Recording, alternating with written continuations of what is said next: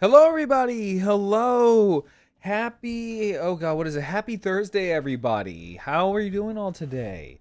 Let's take a look here real quick. Whoa, excuse me, I'm fucking disgusting. But yes, hello, everybody. Welcome in, welcome in. Hi, Lilac. Thank you for redeeming first. Hi, Jade. How are you doing? Also, hi, Dragon. Thank you for redeeming your park entrance. How are y'all doing today? So I do have a little bit of an announcement. I mean, like, well, not really like an announcement, but if it's more on lines of like, so things will be changing around here. So things will be changing around here, guys, here pretty soon. Because I was offered a pretty good career opportunity, right? I was offered a pretty good, a pretty good career opportunity. I'm not gonna say what it is just yet, right? I won't say what it is just yet, guys. But I'm. Excuse me, Irish? Excuse me? I can tell you I'm not a stripper. I can tell you that much. Hi, Piper. How are you doing? But, yeah, so there's going to be some changes around here. And it's going to be happening here. There we go. But yes, things are going to be changing and they will be happening soon. You got the opportunity for to Magic Mike. well, I mean, Irish. The thing is that I also do have a toggle to take off the jacket. So, so there's that. But thank you. Let's see here. Position of the FBA, not that one, but the other one. Well, I'm in talks with somebody. Like I said, I don't want to say what it is exactly just yet, but it is in talk with something. I will say. Oh, and Iris, thank you for the 100 biddies. Thank you. Thank you. But yeah, now the changes that are going to be happening, they're going to be both long-term and short-term. And they're going to happen, I want to say pretty consecutively, I should say. I should say they'll happen pretty consecutively. The first one will happen for about 2 weeks. strips to get tips. I don't know about that. But I do like flaunting my abs. I don't know about that one. But yes, thank you for your biddies. Thank you. It helps out a lot. But yeah, so basically, so what it is that the first one that's going to happen will happen for about 2 weeks. And then after those first 2 weeks, then comes the long-term changes that will be happening. And they will be affecting streams not forever, right? Because nothing lasts forever. But they are something that will happen for quite a while, I should say. But I think it's going to be a really, really good thing going forward. I'm both extremely nervous, but also willing to give this career a second chance, because my first round was not the best. Right? So my first round in this particular field was not the best in the world. So I'm just, you guys know how I am. I'm very blunt, very straightforward with all of you. I don't want to sugarcoat stuff. But once I know what's going to happen, then I'll let you guys know what's going to happen. You know what I'm saying? Like, nothing's like, I'm not going to really change all that much. I'm still going to be a goofy little goober. Hi, Ranma. How you doing? I'm still going to be a goofy little goober, but there will be some changes. There will definitely be some changes. And those also include new models. I will hopefully have a new model by the end of all of these changes. Hopefully. Fingers crossed here. Fingers crossed. Could be better, but nothing I want to get into. Oh, yeah, no worries, no worries. Well, come on in and get comfy, because we're also going to be looking at some toys, some figures and stuff like that, because you actually, Ranma, posted this in the Discord server. But before I do that, I want to sit here and say that, yes, my streams are sponsored because I'm an affiliate with HobbyLink Japan. HobbyLink Japan is your #1 hobby store in the entire world for all of your anime, figure, and gunpla needs. The best thing about HobbyLink Japan is that they all come straight from Japan. And the best thing about it, and another really good thing about them, is that they have a private warehouse system. And also, if you don't want your orders to be shipped out immediately, they now also have a thing where you can have your stuff in a private warehouse up until March of 2026. That's actually pretty good. And they also ship worldwide via DHL. And now they just reopened shipments with FedEx Express. If you use my chat command code !HLJ, I'll take you directly to the website with my referral link. Okay, there we go. Yeah, no, I love Warhammer. I absolutely like make fucking love Warhammer. The problem is, though, is that see, yeah, I got that from BBTS and said, hey, notice that you recently bought something. We think you might check this out. Yeah, so we're gonna talk about that. But yeah, the funny thing though, Irish, is that I do need more Warhammer paint, right? I actually do need more Warhammer paint. I have a bunch of pots of Citadel paint, and a lot of them are dried out just because of my move from Florida to Maine. A lot of them got dried out, and a lot of them are bases that I fucking need, like Gilliman Flesh, Catachan Flesh. I love Catachan Flesh, but my pot is dry. Which I'm just saying, though, chat, my birthday's coming up here in about a couple of weeks, so if you want to make me a happy little dino, you know where to go. No, I'm just kidding. Let's see here. So there's a haunted maze coming up soon, and it's kind of theme. Well, I sure hope. I'm sure. Sorry, you guys have your stuff like too close to each other. Well, I sure hope you're not scared of clowns, Lilac. I hope you're not scared of clowns.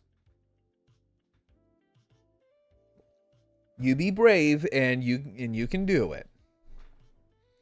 But yeah, so the thing that I wanted to show off, let me see here. So the thing that I wanted to show off here. So another thing, speaking of Warhammer 40K, is that I've recently like been really addicted to Darktide. I love Darktide. I fucking love Darktide, right? Absolutely adore Darktide.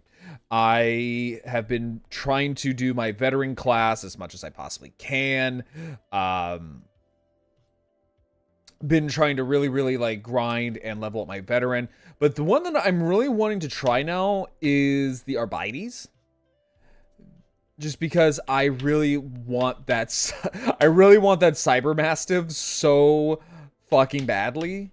Because if you haven't played Darktide, there is a class called the Arbites, and they have a thing called the Cyber Mastiff, which is basically a cyborg dog. Right? It's essentially just a cyborg dog. And the cool thing about it is that it does extra damage and also pins down enemies. So that's fucking great. Because my happy little ass keeps getting steamrolled whenever I see things like Bulwarks, Reapers, I think Maulers. But that's also just probably because my build's not that great. But I'm trying to get there. I'm trying to see what like build for veteran I want. But yeah, so the thing that I want to show you guys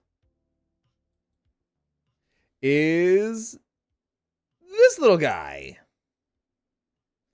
So what this is that this is the 3-0, I think this is 3-0, isn't it? Yeah, 3-0 Lord Draken. So this is his third form, and this is actually his final form. Now, if I remember correctly in the comics, this is Lord Draken when he pretty much absorbs, like, the morphing grid, right? Or he, like, taps into the morphing grid or something like that. I can't remember. I haven't read the comics in such a fucking long time. Oh, excuse me.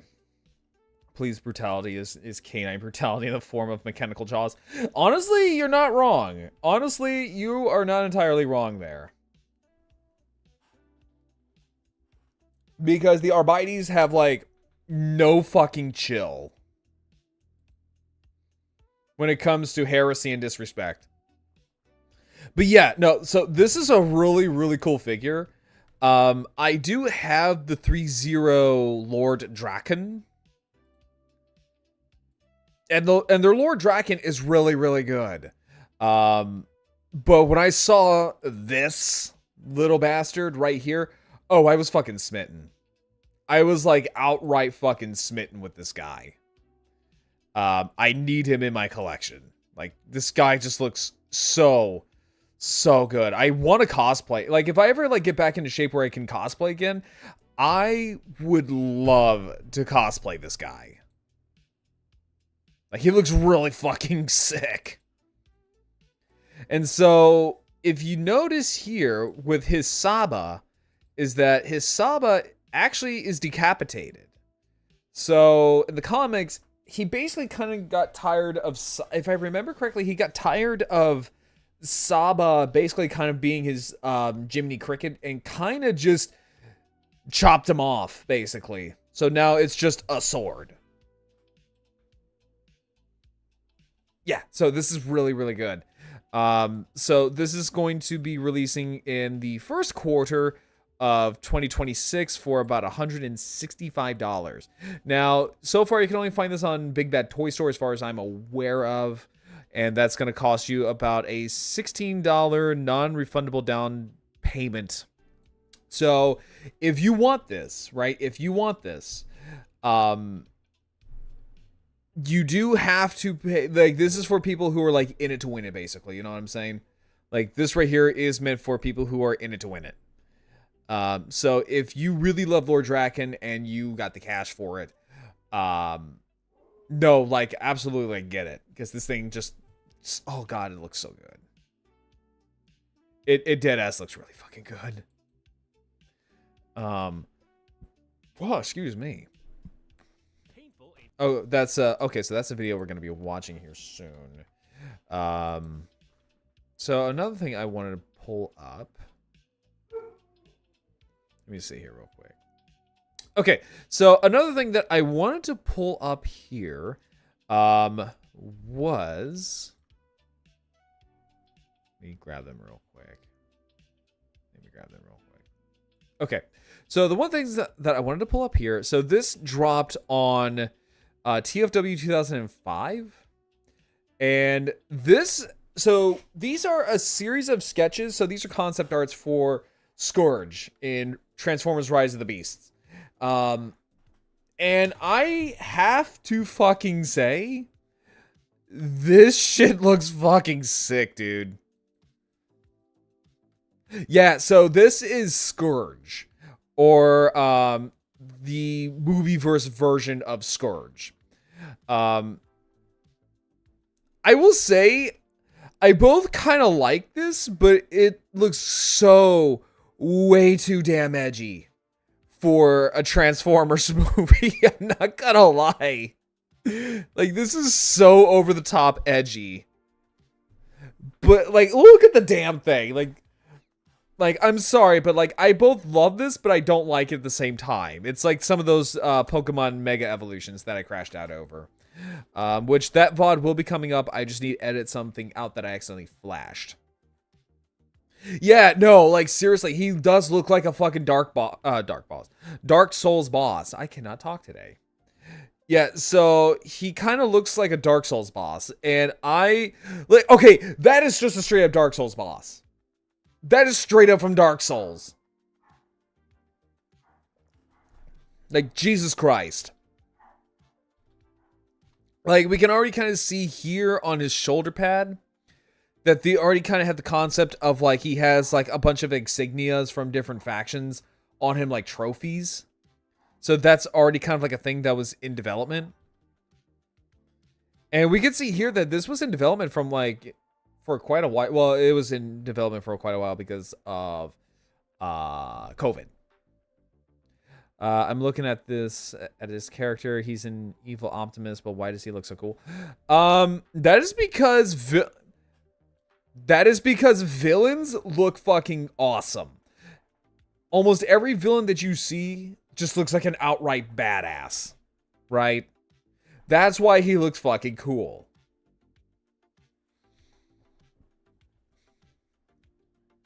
But, like, okay, that might actually be my favorite.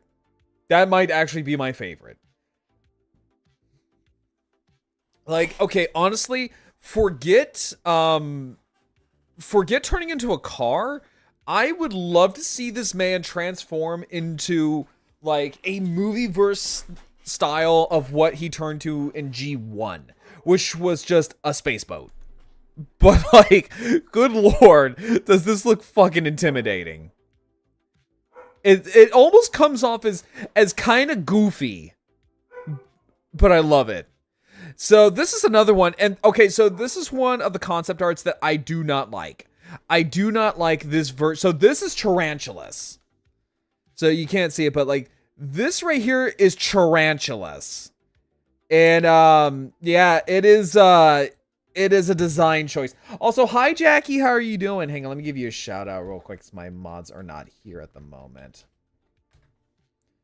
Ooh, big robot Birdman. Yeah. Also, Jackie, if you want to, like, pop in and, like, nerd out about this, nerd out about this, you're more than welcome to. Let me see here. Everyone go follow Jackie. Very, very awesome person. Love Jackie. We love Jackie here. Jackie is an artist extraordinaire. Please go check out her works. She does so many good things. Fellow Dino VTuber. Really, really amazing person. So freaking sweet. Like, such a sweetie. So this one here is Retrax. Now, Retrax is something that I was not expecting to see in a concept art. Because this is... So this is... It's a pill bug, right? Because that's what Retrax is. So if you don't know Retrax... let me just pull this up. Because... he's a design. He is a design. let me see here. Retracts Beast Wars. In fact, actually, TJ Omega, shout out to TJ Omega, but TJ Omega did a review on this guy, and he is in fact a character.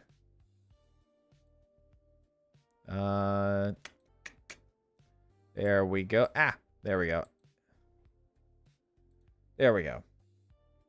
Okay, yeah. So this here is Beast Wars Retracts. Basically what he is that he is a pill bug. And he is the scrungliest motherfucker you'll ever see. So essentially what they tried to do is that they tried to cram a robot into a pill bug. So he kind of just does origami and lays flat. Because, so, when you transform him, right, you pop up this little piece of his chitin. You fold up his legs, you feng shui them around, you leave his arms wide open, like, proned out, like he is about to do the hardest clap in the fucking world, but also give you the most painful hug you will ever see in your life.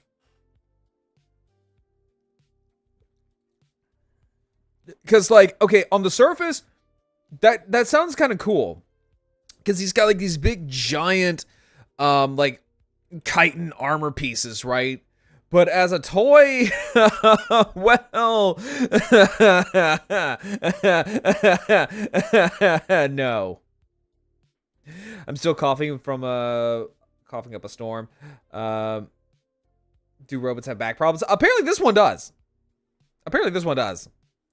Sounds like an uncomfy hug. Oh, so I shall join you next time. Yeah, absolutely. And I hope you, and honestly, Jackie, I do hope you take care of yourself because your health is far more important. But yeah, so it's funny because like in the Beast Wars, I think it's the Beast Wars second anime. Yeah, I think it's the Beast Wars second anime. They recolored him into a character named Power Hug. His name is fucking Power Hug. And he's a Maximal, which is the Beast Wars equivalent of the Autobots. And look at this little goober. Look at this fucker. Turns into a weird like orgy baby of a fucking Pac-Man and a fucking Chain Chomp from Mario. But yeah, so like the fact that he was going to be in this movie is kind of weird. Yeah, so like he was going to be in Rise of the Beast, but I'm kind of glad that he wasn't. Although I kind of wish he was. Wonder how both reproduce sometimes. Well, if you're going by lore-wise, Transformers will either just make Transformers, like they will just build other Transformers, or they can just spawn out of the ground. And then there's also the G2 thing of just budding, basically, or mitosis or something like that. Basically, they split. And they somehow make a new Transformer that way. But yeah, back to Scourge. Like, these are some really fucking gnarly looking concept art heads. Like, Jesus.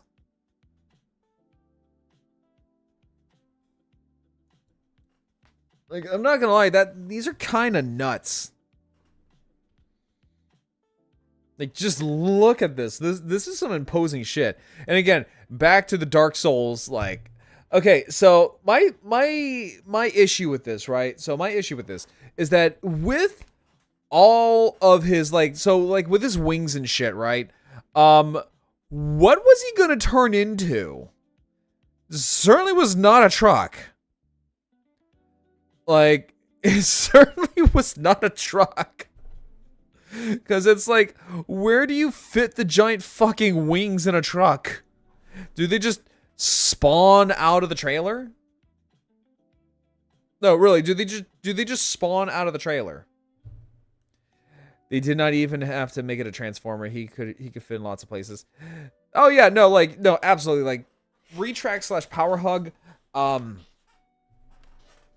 maybe a badass bike. I can see, well, because so Jackie, the thing is like, so they went ahead with this design alone. So with this right here, they already kind of settled on him being a truck. So, because you can see all the pipe exhausts and all that, like he's got truck bits on him. It's just, what was he going to do with the wings? I mean, the wings are fucking badass, right? The wings are badass in of themselves. But like, what was he going to do with them? Now, granted, they could also do what is called mass shifting, which, if you don't know what mass shifting is basically the Transformers equivalent of just cheating. So it's essentially like it's a wave off explanation of why in G1 Soundwave can turn to a 2-story robot into a mini cassette player, or Megatron can turn into a towering robot and then turn into a Walther P-38. So that is mass shifting. It's just their bullshit excuse as to why things are like that in the cartoon. His wings have a rusty exterior, so perhaps maybe the cargo crate. I could see that. I could kind of see that. Maybe just have them like fold in like that. And then or maybe just fold in a little bit and then fold up. I mean, like, you could do some pretty freaky wingamadoo shit with wings. Although, I'm not gonna lie, him looking like the fucking Chernabog from Night of Bald Mountain coming down at you on the battlefield would be fucking terrifying. Especially if he just whips out his fucking anti-son of a bitch stick right here. Honestly, yeah. Now that you mention it, Irish, yeah. He kind of looks like, I wouldn't say like a demon prince, but maybe like a demon champion of Khorne. Because he does give off very Khornite vibes. It's mostly things like the rusted reds and the weird horn-like head or crest that he has going on. And, you know, obviously this whole fucking getup right here, like, I could see him being like a Khornite demon of some variety. But he's not angry enough. That's the thing. Scourge in the movie was not angry enough to be a Khornite demon. Because everything that involves Khorne are all pissed off angry demons. Or pissed off angry space marines. Right?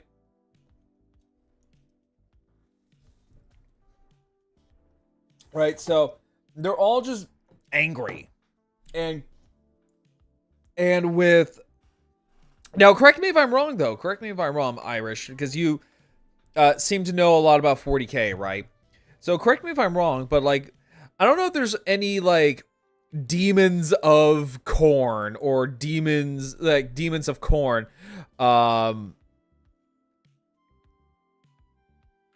that are, like, not so angry, and they're more of, like, calm and collected. Because that's what Scourge is. Scourge in the movie was a very calm and a very collected and a very calculating person.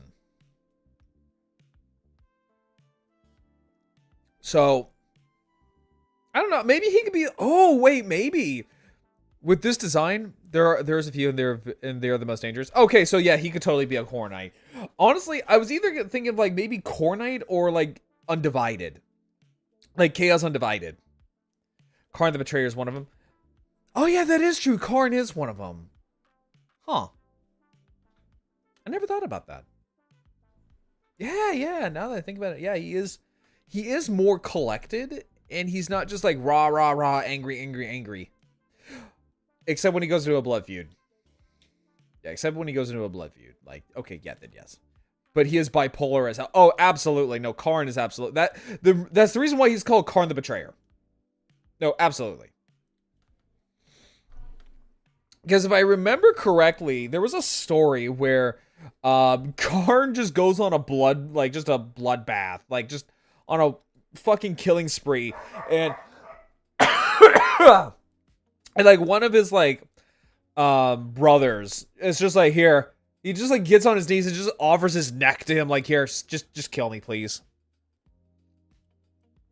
Like there's no like once the man starts on his blood craze, it don't stop, baby. It just doesn't stop. But yeah. So let me see here. Sorry, my dog is hang on, hang on real quick. Let me grab him real quick.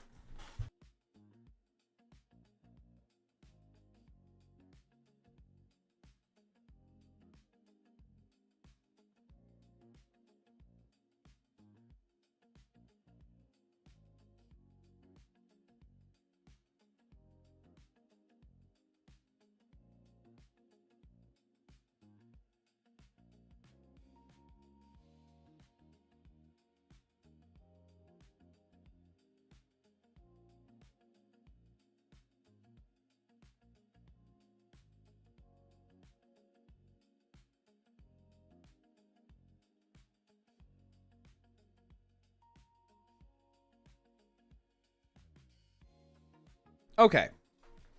He doesn't kill the ones that want to die, nor children. The strong fuels his power, so he slays them. Friend or foe, alike for his blood god. Yeah, because he's Khorne's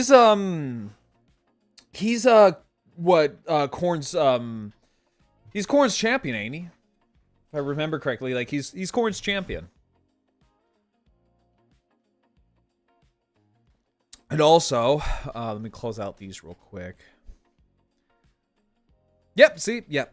See, okay, so with my stuff, I am pretty knowledgeable in things like in my own little field. So things like salamanders, Kriegsmen, Tyranids, etc., etc., etc. So things outside of that, not so much. Now, the funny story is that, like, okay, so the funny thing is that, so I have a buddy. Hang on real quick, let me see something. Okay, sorry about that. But yeah, so I have a buddy, right, he's super huge into 40K. He's actually, I think, one of the people that got me into 40K. So the funny thing is, like, we have polar opposite like teams, right? So in terms of Space Marines, my favorite chapter is the Salamanders. Talk to me about chaos when you're stupid about something on it, homie. Wait, what? Talk to me about wait, hold up. Talk to me about chaos when you are stupid about something from it. Yeah, no, like I don't really know too much about chaos. That's just not my area. But I always do love learning about chaos because I love things like Mauler Fiends, Forge Fiends, and like Helldrakes and stuff like that. Love them. They're like some of my favorite like model sets in 40K. Love those things. But yeah, so like I have a buddy of mine, right? So his favorite faction are Khornite Berserkers, like the not Khornite Berserkers, World Eaters. There we go, World Eaters. Yeah. So his favorite chapter are World Eaters. Mine are the Salamanders. So the funny thing about him is like he's a fucking cop, and his favorite chapter is the most blood crazed chapter in fucking 40K. And it's just so funny. Like when we were roommates, it was so funny to see that. Because like every day he would just greet me like, blood for the blood god Grarl. And it was just he's a funny guy. No, like I miss hanging out with him, but like no, like he was a funny guy. Let me see here real quick. Demon engines are the best. Oh, absolutely. No, like abso-fucking-lutely. And the people that okay, so like the people who can't wait to hear him on his body cam footage. Okay, so I've seen a little bit of his body cam footage. And I do want to sit here and say that we do support like our men and women of like law enforcement and stuff like that. I support military, law enforcement, first responders, and stuff like that. I'm just letting you all know about that. You know, we are pro-veteran, pro-military here as well, because, well, I am a veteran. But yeah, so where was I going? Hang on, my dog is being a fucking pill. My dog is whining because, so I brought him into my room because of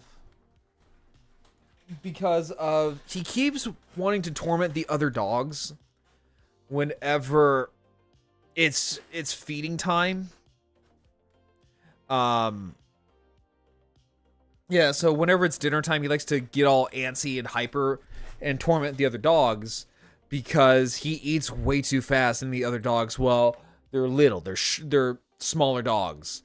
So he gets really, really antsy, gets really, really fast and really hyper, and it scares them. What kind of dogs? So I own a Siberian Husky. Love him. He is a goober, but he's also a giant pain in the ass. And the other dogs, one is a Sheltie, one is a mini Aussie, and the other one's a mutt.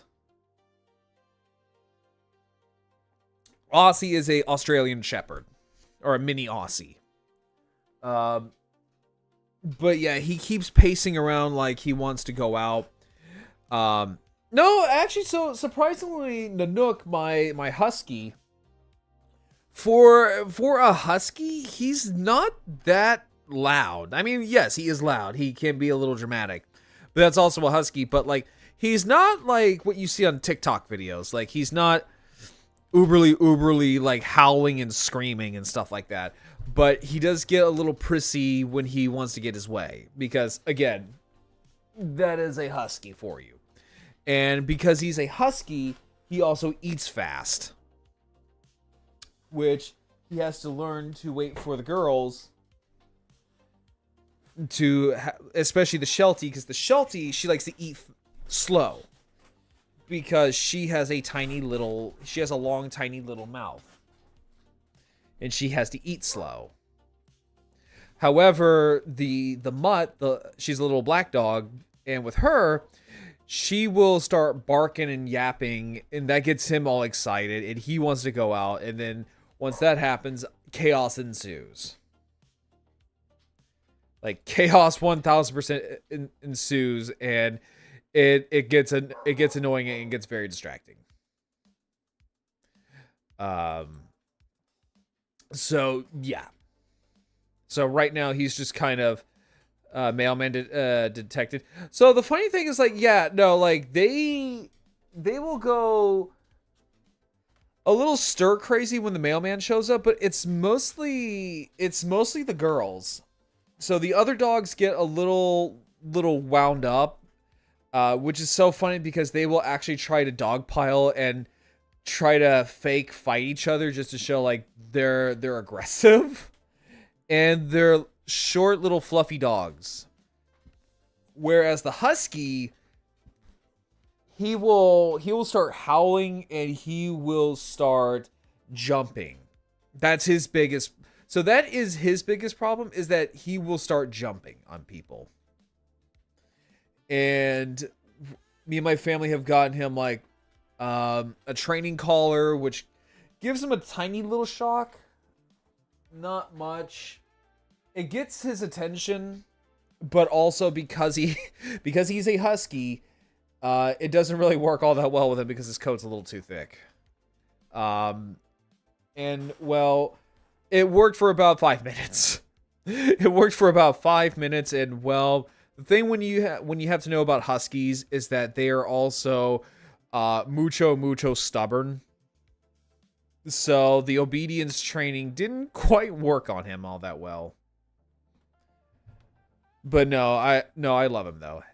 Have you ever asked your buddy if he could borrow? No, we don't tase animals here. I take animal abuse very, very seriously. I'm just letting you know that I take animals very seriously here. But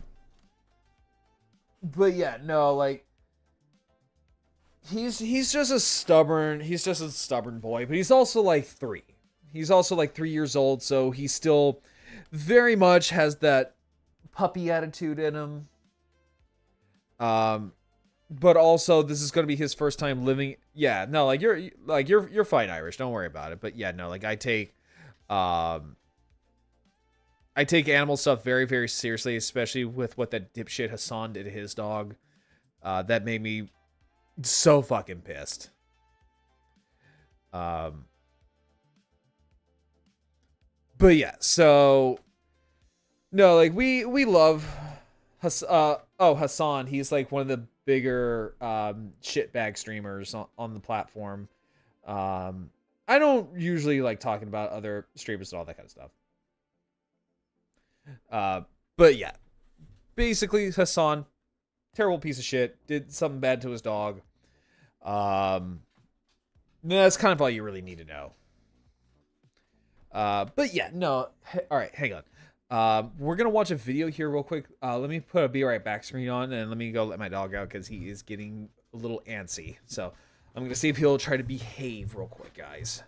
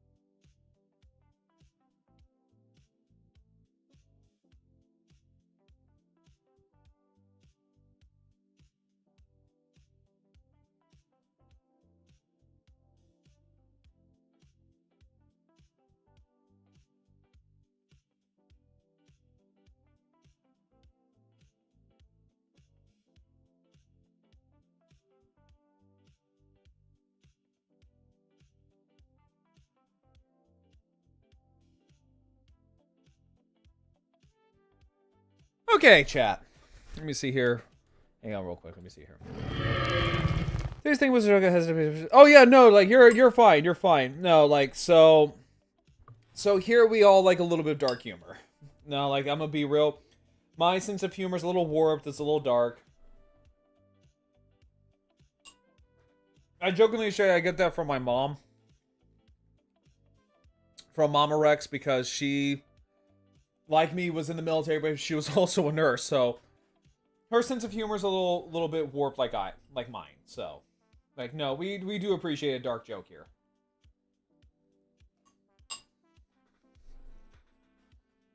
Okay, so all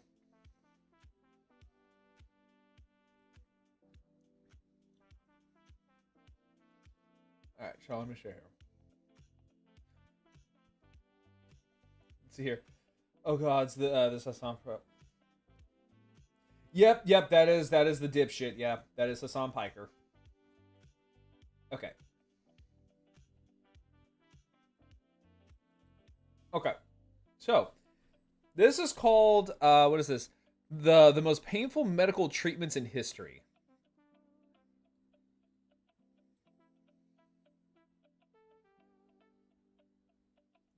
Pause the music here. Yeah, so this is called the most painful medical treatments in history. Ancient medicine. I also love this guy's channel, by the way. I've been like obsessively like watching his shit. Like his stuff is really binge-worthy. We had a basic idea of what makes us tick, but that wasn't enough to stop the scientifically curious from fiddling around both outside and inside people's bodies. All right, just gonna poke around in here and what's the matter, doctor? There's a scary skeleton in you. That being the case, it was up Yeah, no, absolutely. of medicine to provide solutions to human ailments, be it a simple cough or a giant debilitating pulsating tumor. If you were lucky, you'd find a doctor willing to test out different Or an medicines apothecary. outside of thoughts and prayers. Oh, is the video too quiet? Would have you begging for The video too quiet? Okay, hang on, let me see here. Let me see here real quick. mercy from whatever divine being you may have believed in. Take, for instance, someone afflicted with hemorrhoids. Yeah, that's how this is starting off. Okay, there we go. Is that You fine? Just go to the corner store, prepare yourself an H, finger your B, and sit at home in complete discomfort. Is that A fine? few days later, you're right as rain. But back in the past, humans Okay. did not have such a luxury. Failed treatment could result in some gnarly infections, which in non-modern times was a death sentence. God, can you just imagine that? It's like you go to your fucking apothecary or your doctor and be like, "Oh yes, my booty seems to be sore. I need some help here. All right, let's do a good old booty hole bloodletting, or booty letting, as they say." Sure, you could go to an apothecary who could whip up a strange mixture of grimy herbs and unidentifiable animal liquids that you could sip on, but that's most likely going to cause intense gastrointestinal distress. You need something. See, what an awful time to finish a snack. Honestly, if it makes you feel any better there, Jackie, I'm also eating green beans and potatoes.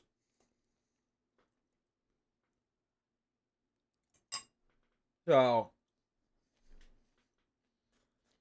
That's tried and true. Well, you can iron out that wrinkle near your wrinkle with this. A hot iron. The theory's simple. Hemorrhoids are basically small open wounds, so a little bit of cauterization would close them bad boys right up. oh,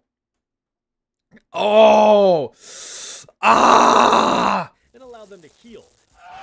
This method was actually first used in the 4th century BC by father of medicine, Hippocrates. He I love apparently that's was his a name. I huge think that's the fan of root word for cauterization as hypocrite. a last resort cure-all for most afflictions. Have a bad cough? Sear your throat to a medium rare. Have a headache? A burning rod to the temples will make you forget all about it. Hippocrates was of firm belief that... Hey Shane, how you doing?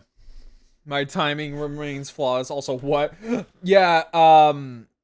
So basically, what we're talking about here is that this is essentially the most painful medical practices in history. And so what this is that he's talking about how the ancients cured hemorrhoids by poking your booty hole with a nice hot rod. No, not in the sexual kind. I was doing all right. if a condition couldn't be Yeah? cured with medicine, it could be cured with a knife. If it couldn't be cured with a knife, it could be cured with fire. If it couldn't be cured with fire, well then you're just shit out of luck. The obvious problem with this cure in the rectal region is that it isn't without You know, chat? I'm so glad that I'm a dinosaur. Because, like, we had a thing back in the day about how we treated our sick and our injured. Let a carnivore eat them. You know, you got a sick family member, just sacrifice him to your nearest carnivore. We'll take care of him. Yeah, we'll take good care of him. What's that? Your child is sick? What's that? Your child is sick? What's that? Grandma's sick? Oh, well. There's a hungry Allosaurus over there. I'm gonna take good care of him. Yeah, we just kind of just ate the sick. And then we became sick from eating the sick, and then other carnivores ate us. Smart, kill the strong by poisoning them all with the ill. That's kind of how it works. I mean, like, back in my day, I've eaten a few things that were borderline, you know, contagious. I mean, I did eat a sick hadrosaur one time. I had the runs for a week. collateral damage. The application often led skin fusing to the burning rod and getting ripped from the body. Ow! Unfortunate possibility was that the rod was hot enough to burn your skin, but not hot enough to cauterize the hemorrhoids. So Ow! appetizer instead of the full meal. You were also under threat of having the target missed completely. One slip, trip, loss of grip, and your back lip's getting a rip. It is reported that patients would claim the rectal remedy was successful, but then again, would you agree to a follow-up treatment if you weren't cured? Probably not. Yeah. We move on from being a pain in the ass to being a pain in the dick. Metallic catheters have been around for thousands of years, dating all the way back to the BC. These little guys were used to for all the men that are in chat right now, I bet you are probably grabbing your crotch right now in agony. It's that phantom sense. 8 to 6 month old, 8 to 6 month old can have sweet potatoes and did not notice the mold growing out of the surface. Oh God, that was no, that is not. That is called throw that shit away and or bury it. By the way, random idea: Dino VTuber wrestling stable that uses the Extreme Dinosaurs. Oh, dude, Shade, I fucking love Extreme Dinosaurs. I fucking love Extreme Dinosaurs. I haven't heard that shit in years. Relieve patients of urinary obstructions, which didn't allow for proper passage of pee. Ever lie in bed at night needing to go, but you're too comfy, so you just lie there feeling the pressure of building in your bladder? Ever have to hold it in on a long car ride home where you're groaning and groaning, yearning for that Yep. That's happened to me a few times. sweet urethral flow? Well, then you've experienced a fraction of the pain generated from being physically unable to drain your piss pouch. This was such a prevalent I hate. Oh God. problem throughout history that it was on the high priority list of the super science people of yore. Evidence of early versions of these Okay, there we go. That's a little bit better. Yeah. So, as a kid, I would try to hold in my fucking piss for as long as I could. I remember going on things like trips to, like, say, from like Tampa to like Panama City, Florida, to go visit my grandmother. And I would hold in my fucking piss for so long. I would hold that shit in. And immediately, as soon as I go to my grandmother's house, I would just go to the bathroom. Like, just right away. Just, hi, Grandma. Bye, Grandma. Where's your bathroom? And apparently that's not good for you. Apparently that is not very good for you. tools have been found throughout ancient Egypt, Rome, Greece, China, and India, with materials being used ranging from onion stalks to solid gold. The theory was simple. Like a clogged drain, you just gotta poke around in there to clear the blockage. Enter the catheter, which enters you. After snaking around your tract, the tube enters your bladder and provides a cleared path for you to relieve yourself. Okay, that was throughout this video. Ancient times had only rudimentary methods for sedatives such as opiates, herbs, and alcohol to subdue any pain. Or just fucking raw dog that shit and just embrace the pain. Just absolutely embrace the fucking pain. Also, we're about to have an ad break in about a minute, so. If these weren't available, you could always bite down on a stick or something while getting a metal tube shoved up your nethers. Ah! The insertion procedure was delicate and tricky. Since these tools were handmade, edges could be rough. Without proper care, your internals could get all kinds of tore up, which... No certainly had penis. way of being No treated penis. effectively. I mean, yes, there is penis. A catheter could leave behind debris in your bladder, causing infection or even worse. The future fucking magic blockages. skull boss. So with that, only a properly prepared person performed the painful pubic procedure. No, I'm tense. I am As too. technology evolved, however, catheters became flexible and more ergonomic for both male and female patients with various shapes and sizes to increase comfort, or rather decrease discomfort. At various times, a few minutes of sharp pain was well worth the relief of long-term agony and potential kidney failure. Let's just say that without a catheter, you're in for a bad time. Oh, wait, what's lithomy? Oh no, Speaking of having a bad time, this would be one of them. please As a don't. follow-up to metallic catheters, Please tell me it's not like more things that have to deal with both and or the penis and the butt. if the obstruction was a calcified stone too large to pass naturally, Uh-oh. surgical intervention may have been in the stars for you. That has something to do with cutting. I think so. The first recorded practice of lithotomy dates back to ancient Greeks. Lithotomy. Lithotomy derives from the Greek language, with lithos meaning stone and tomos meaning cut. This makes To sense cut as surgeons stone. were quite literally cutting for a stone. Ah! To say that the procedure was not pretty would be a Ah, damn, Nowadays, dude. lithotomy is performed by making a small incision in the abdomen. All right, we're about to go on an ad break. So, go pee. Go. Why? Look, I don't know why. We're gonna go on a quick break here, guys. I am gonna get up and I'm gonna walk around and I'm gonna go pee before I get a small metal rod shoved up my pee hole, or get my butt cut up.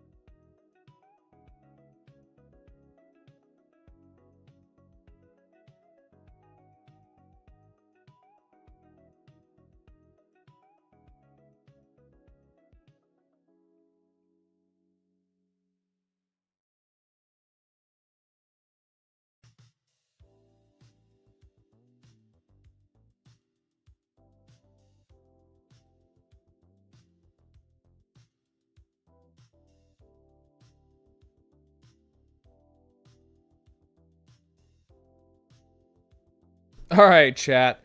Did you all go pee? Did you make sure you can pee? Because if you don't go pee, you get a nice little visit from the pee poker. You get a nice good old visit from either Hot Rod or pee poker. And we'll make sure you go pee. And we'll also make sure that your butt's good too, because we're gonna ram that thing right into your booty hole. I mean, you're gonna feel the power of medicine either way. I mean, like, that's gonna happen. Okay. Also, also Irish Jacob, thank you so much for the lurk. Thank you. And using a small camera tool to fish around for the offending mass. Back in the day, however, this was a perineal procedure. Your perineum, if you're unaware, is that no man's land between your anus and your junk. Modern scholars refer to it as the taint or the grundle. Yeah, it's gonna suck. Lying on your back with your knees pulled to your chest to give a front row seat to your particulars, the surgeon would make the invasive entry and beeline it for your bladder to attempt removal of the stone. Oh God. Physical removal was either performed with a hooking tool or with the surgeon's fingers, like he was trying to get the last chip out of a Pringles can. Oh, sweet Jesus. Or stones produced in your body were relatively small in diameter, maybe a quarter inch or less than a centimeter. But as you can imagine, problems arose if these stones were large. Excessive bleeding yeah. damage can occur from bladder stones exceeding 1.5 inches or... Make sure you always drink water. Though luckily, these were rare. It's no surprise that these surgical procedures were excruciatingly painful. It was almost required that you don't say. or two would be present to restrain you during the procedure to avoid any unnecessary damage from involuntary struggling as you endured the pain. After extraction, the patient was set in a shallow pool chat, and salt to halt any bleeding before being stitched up like a teddy bear. Ow! Oh God, and then you got to add in the fucking salt. There's no question that the procedure sucked, but the long-term benefits outweighed the short-term investment. Capital gains, more like capital pains. What did they do to my? Yeah, no. What did they do to my fucking butthole? This gives a whole new meaning of, like, have you checked your fucking butthole? No, yes, and have you checked your penis? Chat, have you checked your penis lately? Have you checked your butthole, and have you checked your penis lately? These are these are legitimately medical questions. Have you checked both of them? Have you checked your train in the train tunnel lately? Oh, fucking Christ. Now, I did briefly cover trepanation. Both are luckily still in present. Oh, thank God. Was a good idea, but let's revisit it. Yeah, no.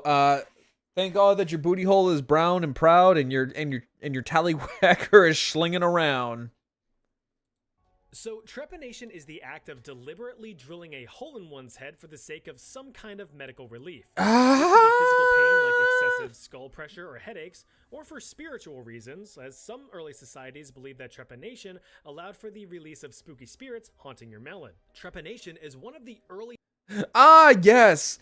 What's that? You got a demon haunting you? Okay, let's just crack your fucking head open like a goddamn coconut. We'll get that demon out of you. Either that will just bleed you out. I mean, either way, it's coming out. Something's coming out of you. Throughout human history, with evidence being found across the entire globe as far back as the Neolithic era, the end of the Stone Age. So imagine you want to get some relief for your frequent pounding headaches, and your local medicine man whips out his iconic and sharp obsidian slab. Dr. Ooga Booga gives you a smile as he starts carving away at your dome. See, for us dinosaurs, our version of this is you just let a carnivore just crack your skull open. Easy way to do it. Easy way to do it. Has this video mentioned tooth in the eye surgery? I don't want to know. I don't want to know. We got bloodletting. We got... They got a lot. I'm not sleeping well tonight. Peeling skin from... But yes, with dinosaurs, we have a version of this too. It's just called sit still and let the carnivores take care of you. Was that you You got a Triceratops that's not doing well in the head? Oh, well, I haven't eaten in a day or two. Skull.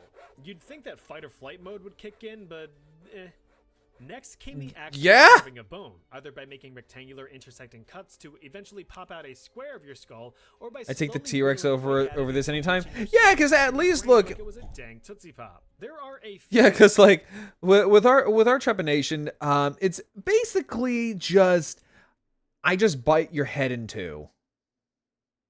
You won't feel any form in your pain. You won't feel any pain in your head anymore. You also won't be living anymore either way. known trepanation methods observed across the world. The first two I just described, rectangular cuts and scraping. The third was the use of a tree find, a hollow-toothed cylinder. Excuse me. This is like popping into your local Home Depot for a Craftsman V20 brushless drill and 2-inch bimetal hole saw set. Ah! Hurt, only if you scream. The last and most commonly used method was the drilling of closely spaced holes, usually performed with a bow and flint. Okay, I don't know what's worse. Trepanation is just what he calls taco night. Honestly, yeah. Trepanation's also what I call a Wednesday night too, in the paddock as well, because I'm gonna let a little secret. I secretly like to sneak out on Wednesday nights and just snack up on people who are too drunk to run away. Watching drunk people run away from a giant 18-foot tall T-Rex is funny. Now, having your head carved into is certainly not a pleasurable experience. So It's you my probably new want the favorite kind of procedure to prey. be over quickly. Well, think again. Since it was known that jamming a sharp object into the brain The skull doesn't need more holes. Trepanation was a No, it needs more holes. All the holes. Just all the fucking holes. Trepanation is still practiced in modern medicine as a craniectomy to treat brain injuries and remove brain tumors.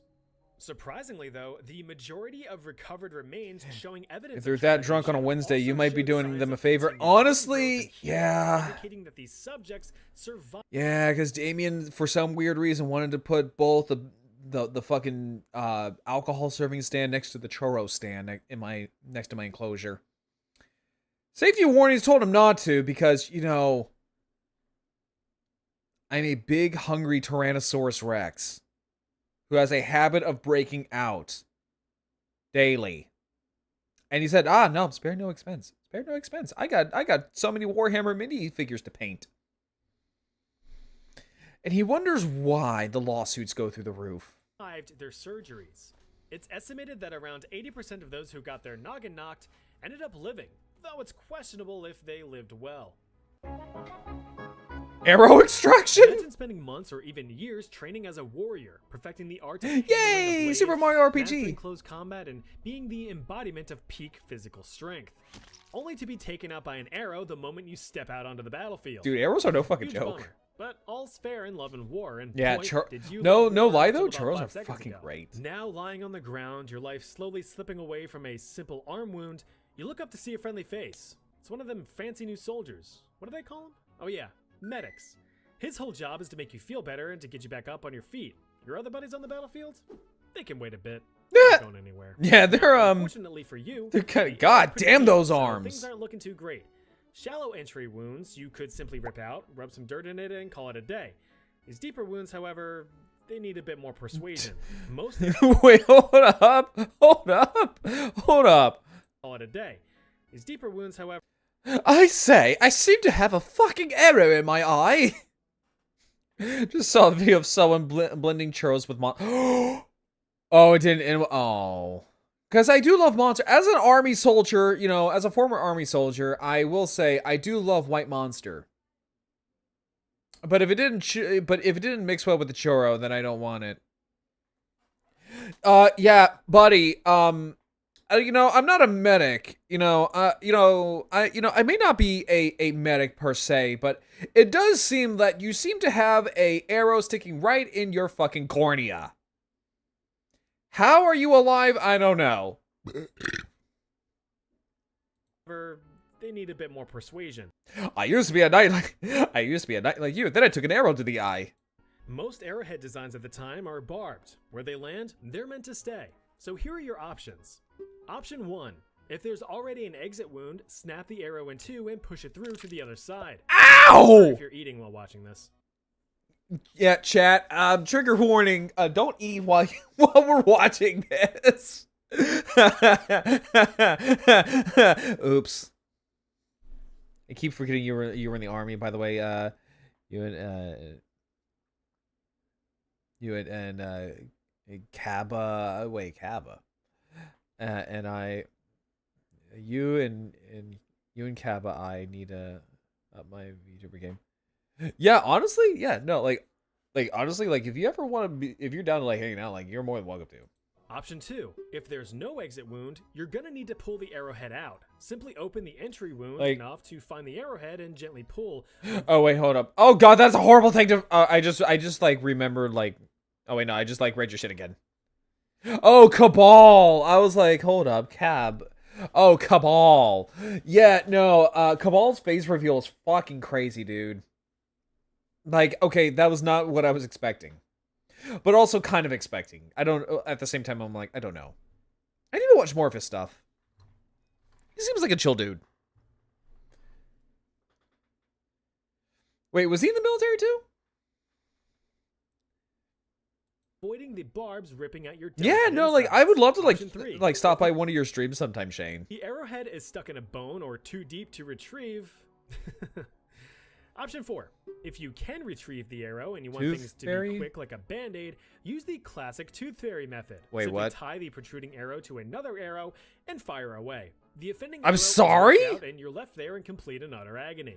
Now we just have to dump some honey on that bad boy, wrap it up nice. Why and would you neat in waste a honey on filthy that? Cloth covered in mud and dirt, and you'll be back to it in no time. Oops, you're dead.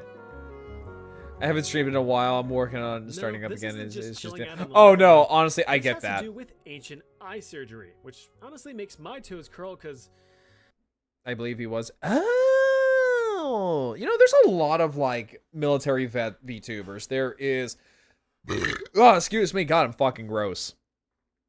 There is. Obviously, there's me. You know, Army. I don't know what branch, but I guess now Cabal is either a veteran or yeah, he's a veteran, I guess. Then there is Papa Mutt, who from what I've seen in his streams, he's a Navy vet, which doesn't surprise me. He no throwing shit, not throwing shit at Papa Mutt or anything, but it's like of course you know, of course he's in the Navy. But no, like, so there's Papa Mutt, me, Umori Tomoe is, I think she's still inactive, or she might be going into her veteran status. I'm not entirely sure. I hate anything that has to do with eyes. My wife, she constantly tortures me by poking her own eyeball for fun just because she can, Okay, and it honestly just heebies my jeebies. okay, for those who can actually like poke your own fucking eyeball, you're a goddamn monster. You're a fucking weirdo. Stop doing that. You're quite literally going to go fucking blind. Stop that. Speaking of shade at wait, what? Speaking of shade at VTubers. So, Wait, here we what? go. Couching is the first known surgical procedure to counteract a cataract. Oh, What's a cataract? It's the clouding of the natural lens inside of your eyeball. If you know Yep. anything about light scattering, it make you go blind. you'll know that semi-transparency Scroll back a few does lot seconds. of Wait, scroll back up. Scroll back up a few seconds. Trying to work on stuff again. Oh, I didn't mean to do. Son of a bitch. Hang on. I did not mean to delete that message. Wait, hold up.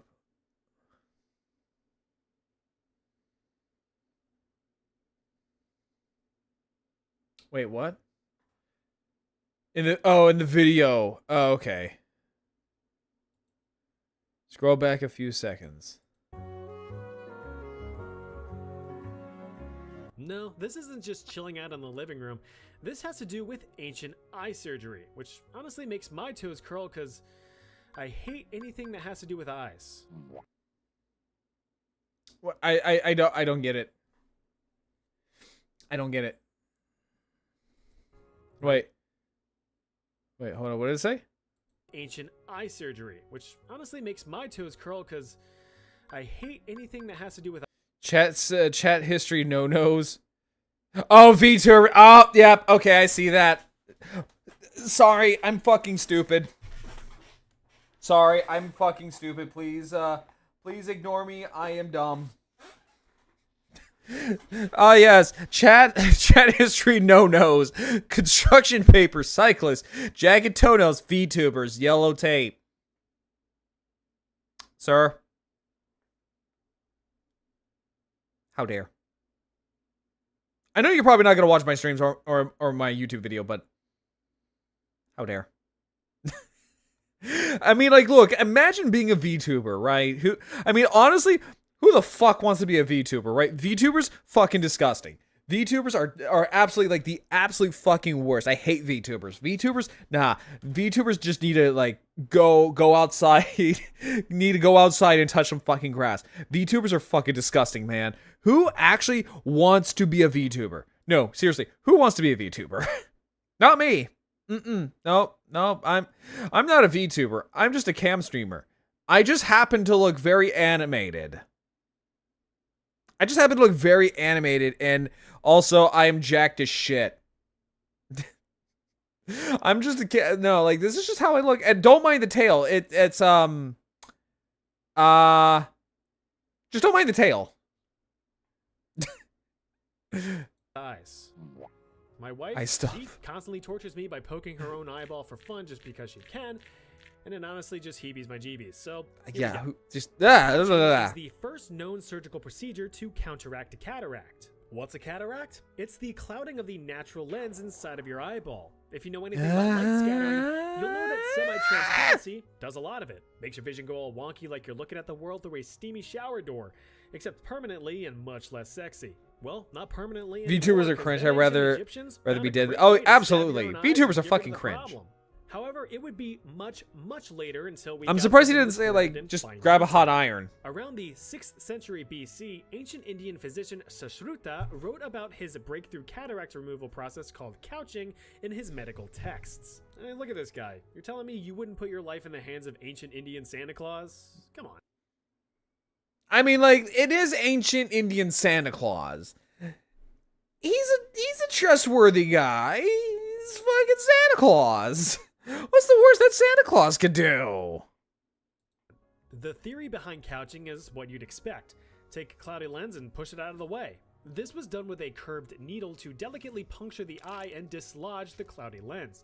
This was likely very painful, as you're literally ripping out your eye's lens from its The cataract would either be pushed aside out of the vision pathway or pressed out of the eyeball. Ow! Ow! He looks like he invented this surgery as his finishing move within a fighting game. Honestly, yeah. Like, honestly, yeah. Yeah, no, I see it. Very mindful of the need to have clean tools and a clean environment for surgeries. At least he has clean tools. European medicine in that regard, but his sterilization techniques weren't perfect. Patients often experienced agonizing infections, which inevitably led to the complete loss of vision in the affected eye. It is estimated that roughly 70% of patients were left completely blind due to surgical complications. But hey, well, no fucking shit. Anyway, well, no fucking shit. You're literally sitting there, like, googling around on someone's fucking eye hole. You know, going up, hang on, I got it up. Oh, there it goes. Oh, now you can see, right? Right, you can see, right? Why not take the 30% chance and risk it for the biscuit? Bloodletting. Oh, these are fun. Who wants a good bloodletting? The basic bitch of ancient medicine. I love the Spyro background. I do love the Spyro background. Despite being outright stupid, this practice was used throughout numerous cultures across human history, beginning as early as the ancient Egyptians around 3000 BC, but spreading as far as ancient Rome, Greece, Europe, the Middle East, Asia, Mesoamerica, and Africa. Ah, yes, a good bloodletting. The prevailing theory was that most ailments were the result of having an imbalance of the four humors in the body. If you're unaware, the four humors theory was developed by none other than our bearded boy, Hippocrates. It states that our bloodletting. or as Graro calls it, the juice diet. Oh no, absolutely. Like, or as I like to call it, an easy meal. Because sometimes, like, look, sometimes, you know, I couldn't be bothered to chase down my prey. Because sometimes, you know, I'm gonna be real. I'm getting old as a T-Rex. You know, my joints aren't that great. Sometimes I just like to bite things on the thigh or something and just let bloodletting take its course. Our bodies consist Komodo of dragons do four it all the bodily time. Fluids: blood, yellow bile, black bile, and phlegm. A perfectly normal and healthy person was believed to have these four fluids in perfect balance. It's like the Any fucking- tip to one extremity can lead to disease and a It's like the fucking, like, 4 nations of Avatar. Wait, can we see that again? The four humors theory was developed by none other than our bearded boy, Hippocrates. It states that our bodies consist of four bodily fluids: blood, yellow bile, black bile, and phlegm. Long ago, the 4 bodily fluids lived together in harmony. Then everything changed when the Blood Nation attacked. Oh, only the antibody, the one thing to keep all of them in balance. And then one day, it just disappeared.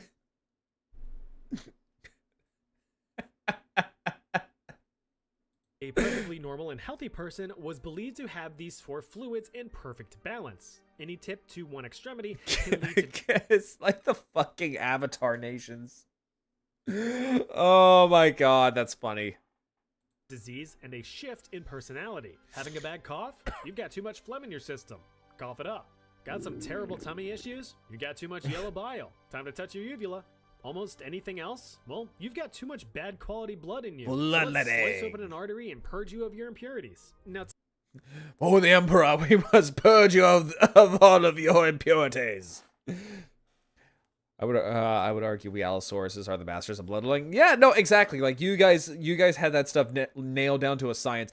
For me, it's a delicate balance because sometimes if I bite too hard, well, I crush bones, and sometimes I like to watch my prey limp away. It wets my. It makes me even more hungrier. typically, But when blood their was bones are drained crushed, they until can't the really do patient much. Passed out, which is horrible, stupid, and dumb.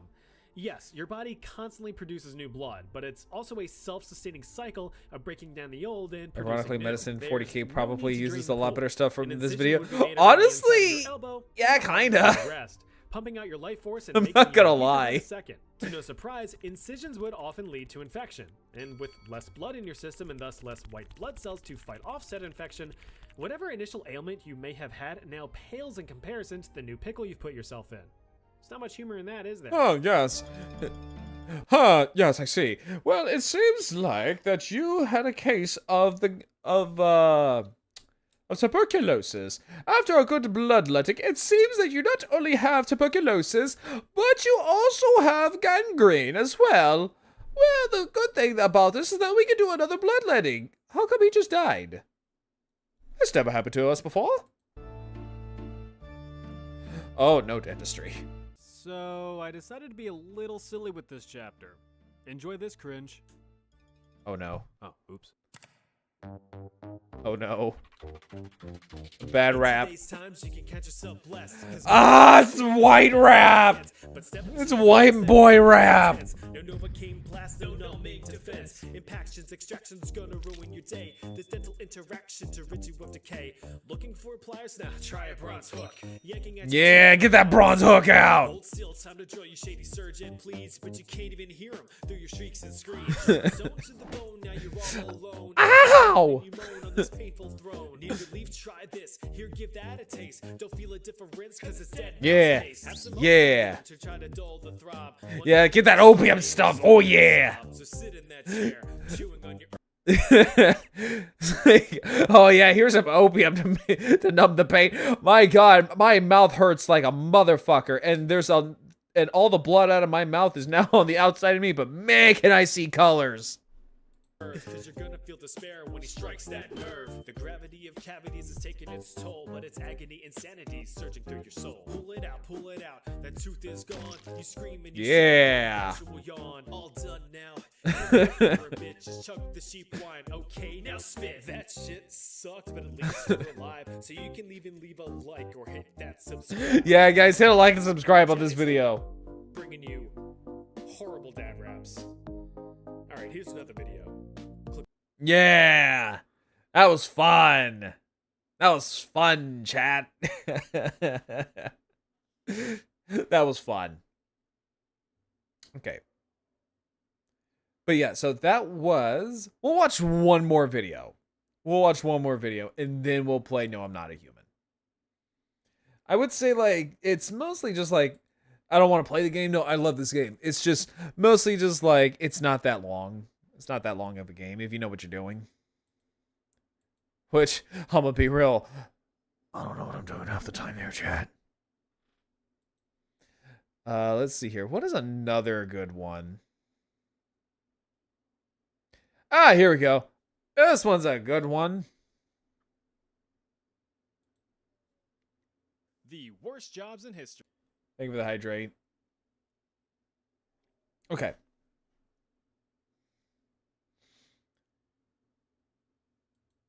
So this one's called The Worst Jobs in History.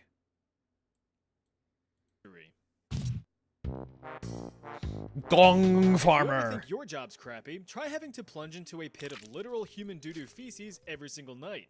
Way back in the day in good old England, some daring men made a career out of wading through human excrement. So-called gong farmers were tasked with draining out cesspits filled to the brim with offensive butt slop. The profession had existed for centuries, but it saw its height Yeah, I would hate to be the poor bastard who actually has to, like, deal with this shit. Literal shit. between the years of 1485 and 1603, also known as the Tudor period. Oi, I got a shooter for you. Since this was way before the invention of the toilet, I'm a fucking people were child. content with just slamming their cheeks down in a public latrine to pinch off a quick loaf. The other problem was the lack of availability of somewhere to go. Towards the end of the 14th century, it's estimated that there was only one public bathroom per 2,000 people. Plus, keep in mind that all of that human waste was just piling up in a literal stone-lined hole in the ground, so you were just dropping logs onto a mountain of timber. The local government, realizing that this horrid threat to public Yield health poo was levels. beneath everyone's feet, took action to allow the construction of private outhouses and latrines in residential areas as a way to disperse the smelly sewage. It didn't work all that well. So with dookie levels rising, help was needed to drain the pits. Enter the gong farmer. Just like people sit here, okay, like here's the thing about, like, you know, really bad jobs and stuff like that. Like, okay, like for real, like people like to sit here and make fun of things like I don't know, like garbage truck drivers, right? You know, garbage truck drivers and stuff, right? And how it's bad to be a, you know, how absolutely awful it is to be a garbage truck driver. But you want to know something though? you want a little secret there about garbage truck drivers, right? Garbage truck drivers, they get paid a shit ton of money. I'm not kidding you. Like, garbage truck drivers actually get paid a good bit of money. Now, granted, I don't know about things like gong farmers, but like, yeah. Because I know, like, in this time period, people are like, oh, well, I'm the son of a merchant. I come from a long line of merchants. I come from a long line of blacksmiths. I come a long line of watchmakers. I come from a long line of poo scoopers. I hope to God they gave them some super good protective clothing. Fuck no, they didn't. What do you think this is? Like, no. The term No, they gong, didn't. deriving from an Old English term meaning to go. They were also referred to I'm gonna as the gong. much more mysterious and cooler sounding title of nightmen, as the only time that they were allowed to perform their duties was under the shroud of night. And that Okay, honestly, though, Nightman sounds pretty badass. really sucked. There were no flashlights, spotlights, or illumination of any kind. You just had to hope that the moon was shining. Oh, there's the brightly Slender above Man in grave the background. filth. The nightmen would enter these cesspits and drain the contents. Beware using of the buckets and gong. shovels. Yeah, exactly. Excrement was loaded into barrels and carted off to be dumped near the River Thames. Don't worry, Nice. it was used as fertilizer later. Maybe. Nice. These men would be knee-deep, waist-deep, even neck-deep. Oh! Risks. The first and foremost. Oh, just imagine that you have to actually like swim in a fucking river of poop.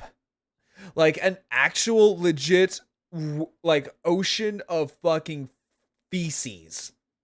With like maybe like a little bit of nugget of carrots just floating around, just right there. Most being Like, asphyxiation. Cesspits were often in closed spaces. That's with little to no nasty. ventilation, so the buildup of noxious and toxic gases was a very real threat.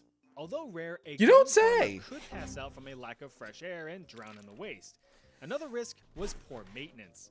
Cesspits were typically drained as needed, which, depending on the size of the thing, could be up to 2 years between sloppy scoops. Since these pits just Ooh. sat there and rotted, it was common for stone walls to collapse in on the farmers while they harvested their crops. Oh, God, can you just imagine that? Like, and here lies Jonathan of Cornwall. He died in the poop. Why is everyone snickering? This is a serious business here. This man died. This man died while shoveling poop in the poop river, and a stone slab fell on his head. Crops. Any scrapes or bumps would certainly get infected, which could only lead Oh, to absolutely. death. But these high risks were met with high reward. Since the job was less than desirable, gong farmers made quite a healthy living, about They 6 did. pence a day. Now, I'm not quite sure what that is in non-silly sounding money, but it's pretty good. Problem is, though, gong farmers perpetually reek. Shire. Only permitted to live in certain areas of the city, with most of the public actively avoiding them and, well, treating them like crap. Well, I mean, honestly, you can't blame him when you got like Benjamin over here who smells like actual shit. Like I'm sorry, but like if this man stepped into my establishment and was like, "Excuse me, sir, I would like to order some bangers and mash, please." I would tell him, "No, get the." I would honestly just say, "Sir, in all respects, get the fuck out of my fucking store. You smell. You smell like a fursuit. You smell like a fursuit at the car dealer room at a fucking anime convention. Get the fuck out." And you know that's true. You know that is true. For those who have gone to a convention, you know damn well that the car dealership room smells like ass. Or like the tabletop room. It smells like ass. Like anyone who's been to a convention knows exactly what I'm fucking talking about. That in the game room. Y'all need some fucking deodorant. Good luck if you got a wound. Oh, absolutely. No, if you got a wound. Like if you got a wound and you go into the poop. Yeah, you dead. You are 100% a dead man. A chutney swipe? Oh, it's gonna be like Mary Poppins. Soul-crushing, body-breaking job that pays next to nothing. You're an idiot. But I could recommend that you apply for the occupation of chimney sweep. These services were all the rage in, you guessed it, England's Tudor period. But the job has existed for hundreds of years. Rapid urbanization led to the construction of a lot of buildings, and each one of them suckers needs a source of heat. Gotta keep them English toesies nice and warm during the miserable gray winter months until the arrival of the miserable gray summer months. So a lot of fireplaces and chimneys were built to meet that demand. You do know how a fireplace works, right? Make fire, fire make heat and smoke go up through chimney and blow out the top. But all of that burning of wood and coal creates lots of icky carbon-heavy flammable deposits that build up within the chimney. Big problem, cause if that's not properly cleared out, then things can just go, and there goes not only your house, but a few neighbors' houses as yeah, cause like, well, the fucking smoke alarm. No, cause like back in the day, so like back in like the medieval times and all that stuff, houses were very tightly packed together, and well, not just like towns, but like cities. Like just cities in general were so packed tightly packed. God, I can't speak today. We're so tightly packed. And the other thing is that they also had like, most of them had like thatch roofs and stuff like that, which is basically just like grass, reeds, and like twigs and stuff like that, just all strung together. And yeah, one itty bitty little spark, you got basically just a ginormous tinderbox. The higher-ups didn't like the risk of their kingdom going up in smoke at any given time, so they mandated that chimneys must be swept at least 4 times a year or face heavy fines. Thus, the employment of chimney sweeps became critical. The problem, though, is that chimneys at the time weren't exactly designed for human entry and cleaning. Bugger. Most flue networks in the building were grouped together on the roof, but could have sharp turns as they angled out towards their respective fireplaces or furnaces. To make matters even worse, yeah, because it's not like in the cartoons where it's just like a straight shot down where a man can just pop like right there and be like in How the Grinch Stole Christmas. No, like it's chimneys are scary. Regulations chimneys are actually pretty fucking scary. 9 by 9 inches. This made it nearly impossible for full-grown men to slip through the cracks. The solution? Children. Yep. Really young children. Yeah. Adorable, wide-eyed orphans were yoinked from poor houses and taken on as apprentices called climbing boys, with opportunities to one day grow into master sweepers themselves, if they lived that long. If it wasn't obvious, chimney sweeping was extremely dangerous, especially for the little limber lads. Boys as young as 6 years old were sent up chimneys and told to get scrubbing. The physical dangers were abundant, as several children had died from getting stuck or horribly burned from scaling the scalding bricks. Keep in mind that these fireplaces were almost always in use, so those chimneys were hot and ready like a carry-out pizza. Now, yeah, because like they didn't just like cool or wait to cool them down before they let the boys in. No, they were just like, all right, chimney don't work no more. Go in there and sweep. Don't care if you get your bunions burnt. If the cramming didn't kill you, the scrubbing would. Soot and creosote, the organic carbonaceous byproducts of burning wood and coal, are carcinogenic. So if you're trapped in a confined space just scrub-a-dub-dubbing away while sucking up hits of cancer-causing black powder all day every day, things are not going to turn out well for you. But no. It actually wasn't your lungs that you needed to worry about. No. It was your balls. Scrotal squamous cell carcinoma, also known as chimney sweeps carcinoma, or just straight up scrotal cancer, was a death sentence. Something I didn't mention until now was that the young children, as a way to fit easier into the narrow, hot chimneys, often went commando. No shirt, no shoes, no pants. I can't make a comment about that, but that's just... But all service. The constant exposure to soot and such led to the development of tumors on their nethers. Ow. They were lucky if they had a few years left in them. Sure, your sack is out of whack, but damn, that chimney's clean. Yeah. Yeah, who cares if your fucking testicles drop off and they look like just weird, like dried up raisins? But my God, is that like Victorian era chimney, all nice and spick and span? Like, good job, kids. You've probably heard of the Radium Girls, young women of the workforce that would paint luminous numbers and hands onto timepieces in the early 1900s. Well, this is similar. Towards the end of the 19th century, matchmaking was a pretty lucrative business. Not like pairing couples up, but making literal matches. Oh. By the late 1800s, damn, I need a matchmaker. There were about 25 matchmaking factories across Great Britain, employing over 4,000 chaps and chapettes. The process, British. as with most industries 4,000 British. involved working with some nasty chemicals. The flavor of the day here was white phosphorus, an unstable compound that burned fiercely when ignited. You know, perfect for the few seconds that you would need to set something ablaze. On top of that white phosphorus is really fucking dangerous. With oxygen, it had the triple whammy of also being extremely toxic. Of all matchmaking jobs, roughly half were involved in the direct handling of white phosphorus, with over 80% of the phosphorus fingerers being young women. These women would come to be known as matchstick girls. Day in and day out, these women were tasked with packaging the dipped matchsticks, with an entire workforce handling as many as 10 million across a 10-hour shift, meeting the demand of the 250 million matches being burned in Britain every single day. Yeah, it's...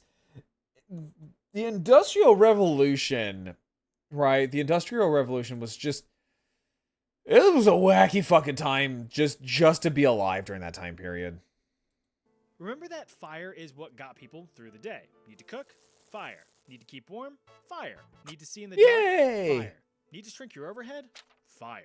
It was the biggest blessing humanity has ever discovered, and you can now Fire summon good. it out of a Fire little very box in your good. pocket.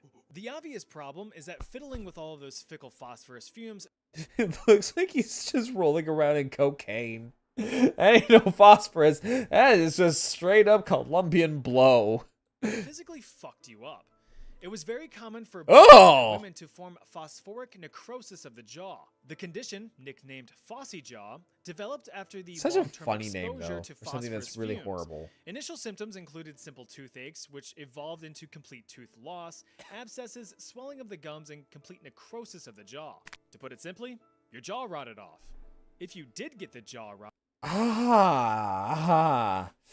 Oh god, can you just imagine someone just like walking around with like literally no fucking jaw?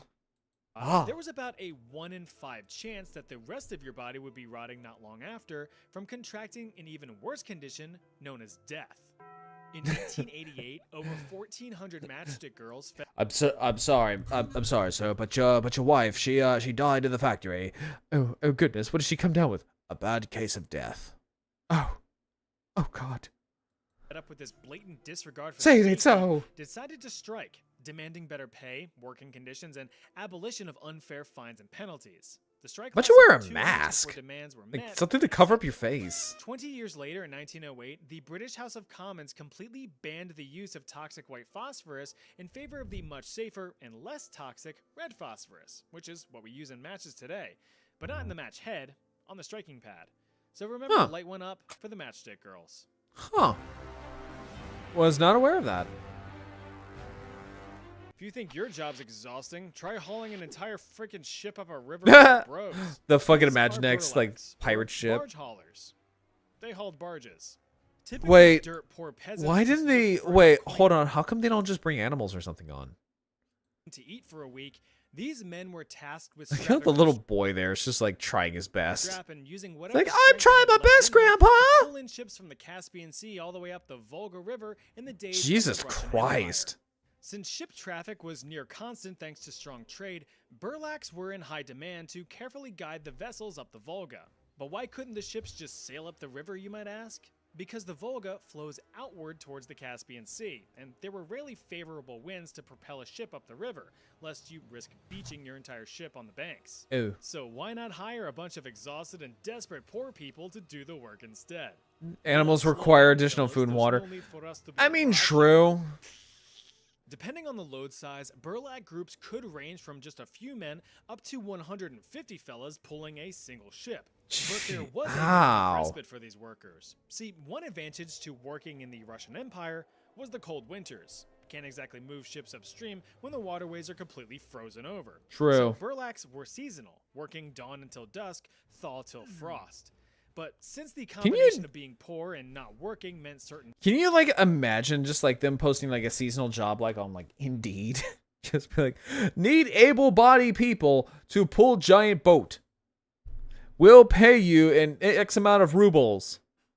death, the men would pick up odd jobs in the winter to barely scrape by. Hey, I make a duck. Smudge, smudge. At the beginning of the 19th century, it is Oh God, estimated that it worked about for Santa Claus. 1,000 burlaks worked in the Russian Empire. But the evolution of ship technology and the invention of the steam-powered ship rendered the job obsolete. By the end of the 19th century, the burlak profession had vanished over the horizon. Oh, that's good. At least they don't exist anymore. Snake Milker! Now I know what you're thinking, so stop it. This has nothing to do with milking your own snake or giving little pinches to little snake nips, which Okay, we need to find a snake girl. I need to find... Where's Akami? Where's Akami? Damn it, where's Akami? I need snake milk. Oh my god, I kind of want to message Akami about this. don't exist. Snakes aren't mammals. Oh, it's The so job of a cute. snake milker was to extract their venom from their fangs. He looks cute, right? Think again. Snake venom was highly coveted for use in early warfare as a biological weapon. She's granting you dealing the with some ability things. to Yeah, positively I over know, time I to your know. enemies if you weren't able to finish them off yourself. Perhaps I the know. best weapons of choice to get slathered in the stuff were arrows. Lethality of arrows varied greatly. Yeah, poison Take one in arrows the are no skull, fucking joke, yeah, man. Sure, you're dead as a doornail. But take one in a less critical spot like an arm or a leg, assuming you don't sever an artery, and you might just live to see another day. But that all goes out the window if the arrow tip was dipped in some venomous drip. Quite a few civilizations have been noted for using envenomed or poisoned arrows throughout history. You've got the Khoisan people of southern Africa who have been using poisoned arrows for thousands of years in hunting large prey, and the Harmatilians who used viper venom against an invading Alexander the Great. But no army employed Yeah, the like use of snake venom's snake no venom fucking better joke, than the man. Scythians. Also duking it out against Alexander the Great, the Scythians developed their own iconic I gotta say, that horse got some fucking drip, man. That horse has got some drip. Look at those fucking ibex horns. poison for warfare. Holy Combining not crap. only viper venom, but also putrefied human blood and excrement. Even minor scrapes from their weapons were lethal. So on top of dealing It's with literally like snake the fucking venom, Death they also Guard. dealt with the horrors of gangrene and tetanus. So with all that said and done, Tetanus. yeah, It's snake milkers. tetanus. Like I said, it was their job to wrangle and wrestle up enough snakes to meet the demand of entire armies. But luckily, this wasn't a time for catch and release practices. Kill the snakes, No. Oh! take their venom. That's the job. Of course, that is No, easy you don't have to said kill than the done. By nature, snake. snakes are shy little fellas and pretty hard to find. Chances are you get struck before you even noticed one. One catch You of could their have fangs easily, and like, the milked folks the be game snake, just over. get a little Snake piece of milkers are cloth and a considered little- lucky little if they even vial. manage to survive a single round of collecting. I think it's time for a quick science lesson. Venoms can Yay! be sorted into three main types: neurotoxic, hemotoxic, cytotoxic. Yikes. Neurotoxins strike and destroy all your nerves. You're agonized and paralyzed, as you can observe. Hemotoxins target all your healthy blood, thinning down or clotting up, so now you're done for, bud. Cytotoxins This is focus on actually, like, all kind your of, like, cells, so you can kinda probably learning guess that through you won't be rhyme. doing well. Just avoid snakes, and you'll be doing fine. I know you fellas and fellettes just love a good rhyme. So to close this chapter Yay! out, yes, snake milkers still exist Yay for nowadays, rhyming. though only for medical research and developing anti-venom rather than biological warfare. Or so we think. Drummer boy. Imagine getting ready to charge onto a battlefield to either invade a country or defend your own. You see your fellow soldiers gearing up for battle with their trusty firearms, and you're given a drum. Ugh. I gotta fight. Drummers, believe it or Fifes. not, were a critical part of warfare in the days of yore, since there were no such things as radio. 'Cause you could do things like, you know, no pun intended, but drum up morale with a drum. Trained to maintain order on the battlefield, signaling commands, attacks, retreats, and everything in between. I'll be calling in the air tonight. Hold on. I've been waiting for this moment for all my life. Hold on. Hold on. Sorry, I just love In the Air by Phil Collins. During the American Civil War, drummer boys were typically in their teenage years or young adulthood, though some more famous drummer boys were much younger. Little Charlie King of the Union Army died in battle at the age of just 13, being the youngest casualty in the Battle of Antietam. Itty bitty Johnny Clem ran away from home and was taken in by the Union Army as a drummer boy The dude, at the ripe old age of 9. Just the dude's got some fucking aura. a few years later, the little fella fought Wait. in the Battle of Chickamauga at the ripe old age of 9. Wait, hold up, damn it. That kid's got some aura. Look at this man. Look at this little lad. That boy says that I have seen shit. Home and was taken in by the Union Army as a drummer boy at the ripe old age of 9. Just a few years later, the little fella fought in the Battle of Chickamauga in 1863 at the age of Chickamauga. 12, where he shot and killed a Confederate soldier. What you gonna do? Shoot? Jesus.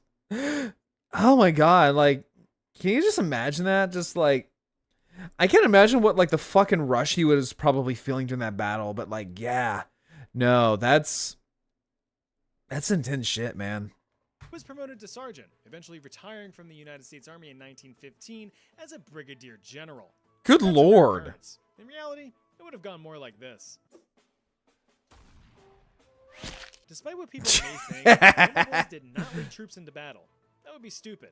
Instead, they would relay commands from behind soldier lines, though they were still known to be valuable targets. If you break the communication line, you break down the army. Outside of combat, Drummer Boys had a wealth of other responsibilities, such as carrying messages between units, assisting battlefield surgeons with amputations, carting the wounded up the field. Okay, I didn't know about that one. Burying the dead.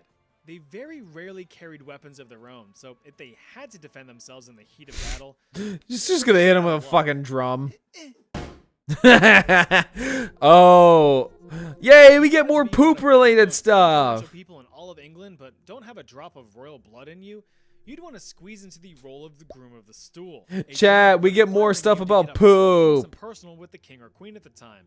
Look, we all have to go once or 12 times a day. Everybody poops. As prestigious and important as the king is gonna need help doing so. I mean, imagine feeling the sudden urge to blow out your britches, but you have to fight through said bridges to accomplish the mission.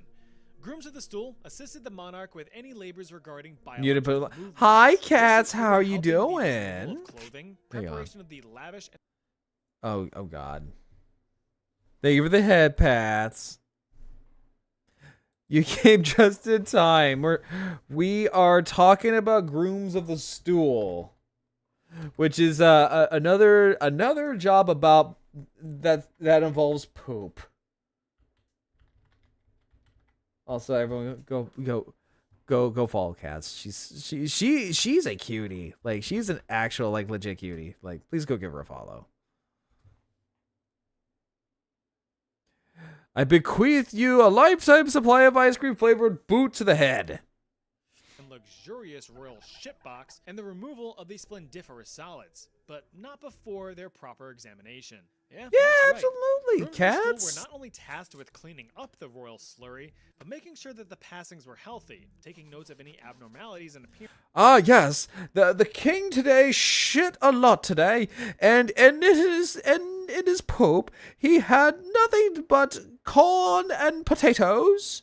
Therefore, his majesty is healthy as hell. But what is this I see? Oh, it seems that he has a little bit of blood in his poop. That is not good at all. I actually don't poop. My digestive system is 100% efficient. What are you, Kim Jong fucking Un? What are you, the dear leader of North Korea? Are you Kim Jong Il, the man who has ascended so high up that he doesn't need to poop? These notes would be passed on to the king's personal physician to diagnose any possible. Yep, it's poop. How helpful is it? After the log was sent down the river, the groom of the stool would also assist in the cleanup effort, either by handing the king his own personal cloth. I say, my bum needs to be cleaned. Please, groom of the stool, please clean my royal booty hole.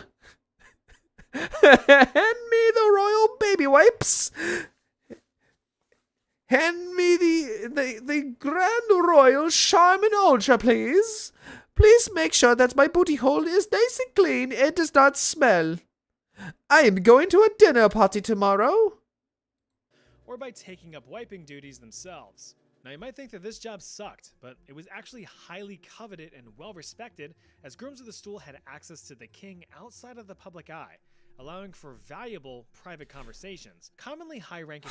God, can you just imagine that? You just hear like you just have like a bunch of like delegates and stuff like that, and they're like, say, I say, who is this person that is sitting here in our group?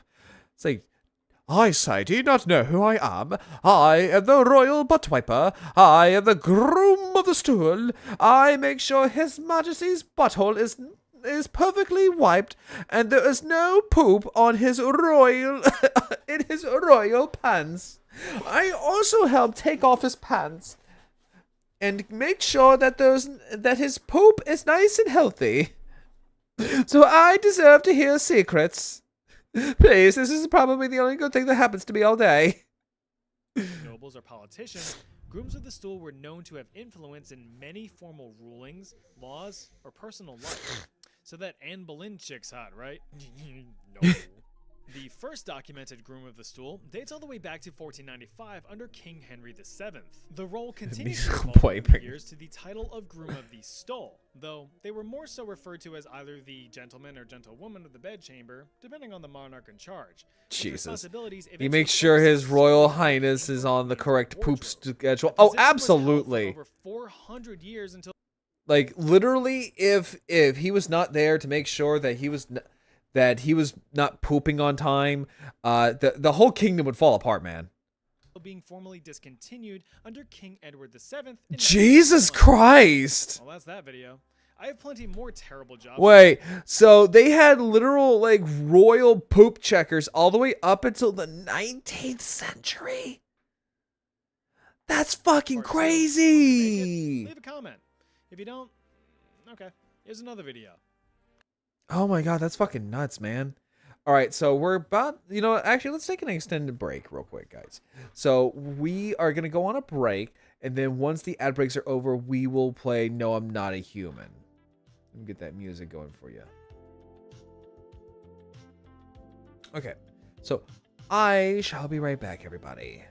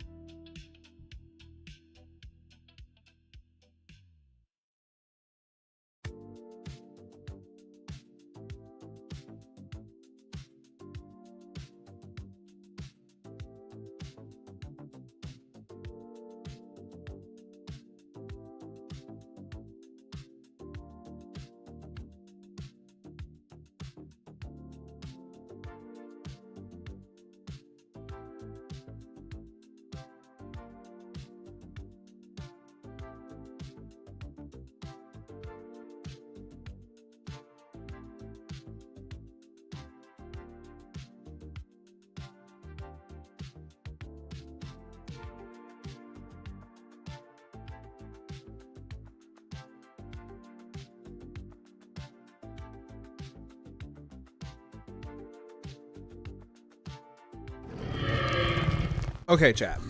Okay. So, let us fire up. No, I am not a human. So let's see where we were last time. Oh.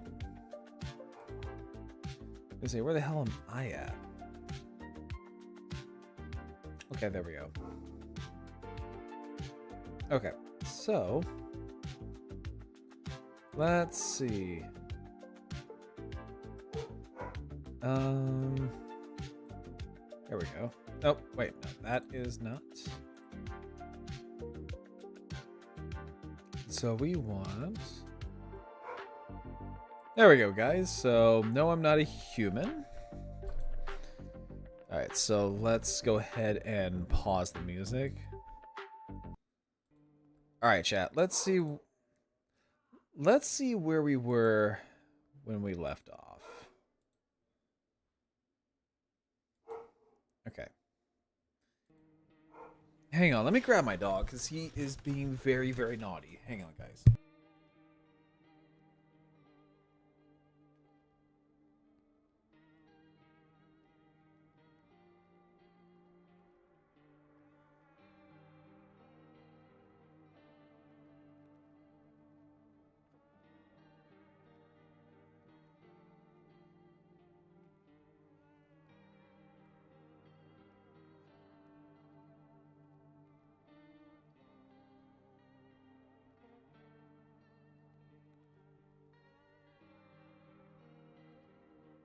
Hello, motherfucker.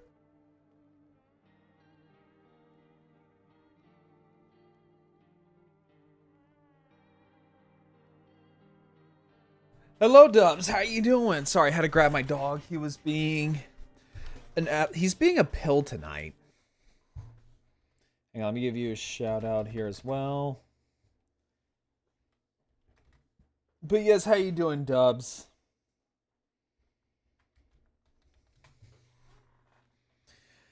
All right, chat. Let's see where we were last time. So I don't think we got too far. Just chilling. Nice. Yeah, that's pretty much been us right now. We watched a video about horrible jobs and horrible medical practices. So. Okay. And I did tell... Yay! We got our hooker! Cool. Nice! What mech game? Emergency broadcast. Wildfires are now sweeping across forest regions.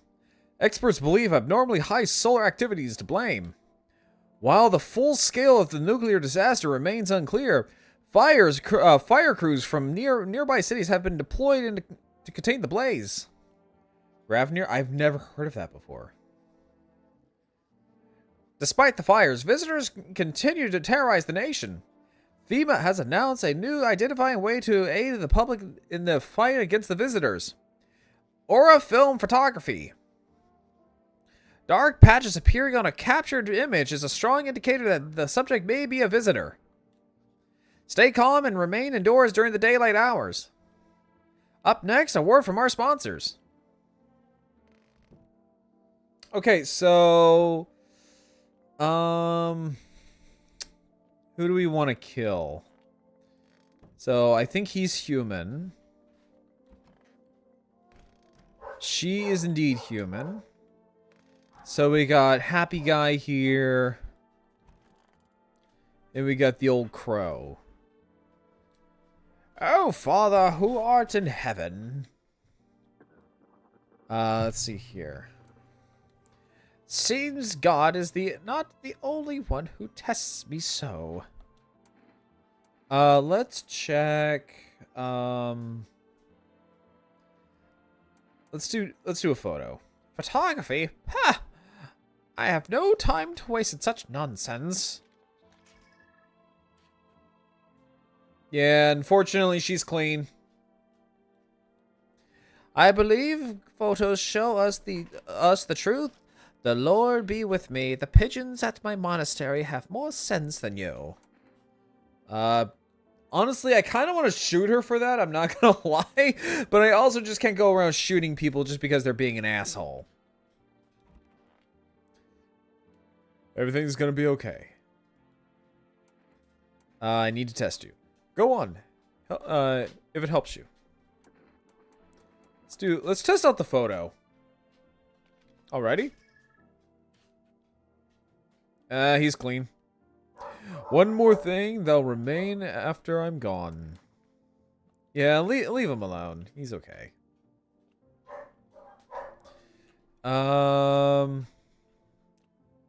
That's the little girl. I need to test you. Photo.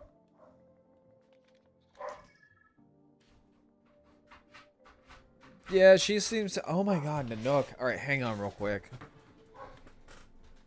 Yeah, sorry, chat. He's just being very, very just out of control tonight. Hang on.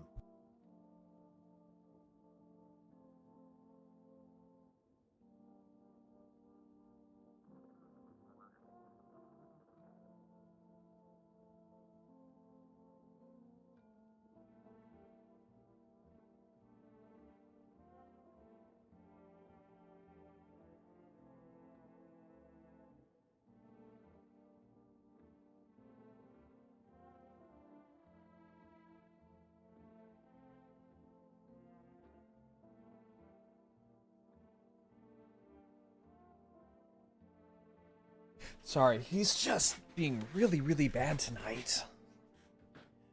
Alright, so... Thanks. I don't like it. Please don't do it again. Okay, so now we can go to sleep.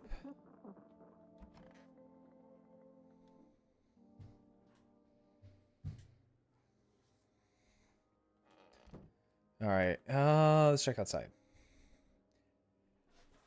You see a woman crying over her wounded husband. You can't tell if he's alive or dead. Tear-streaked, she drags his heavy body away from the gunfire. You're left with a single thought. Things will only get worse. I've never heard of Granver. What is that exactly? The path along the field is littered with the bodies of those who try to run. Nearby stands a man responsible. A he want to say a female. No, a female officer. Ooh, I might be interested in that.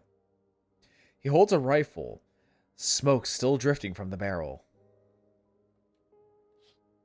Can't tell what rifle he's using.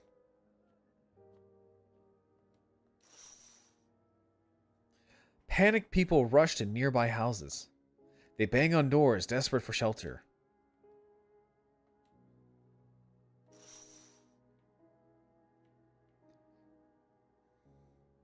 Oh, I can't use the phone at night. Oh. It also has co-op? Ooh, okay. I might be interested in it.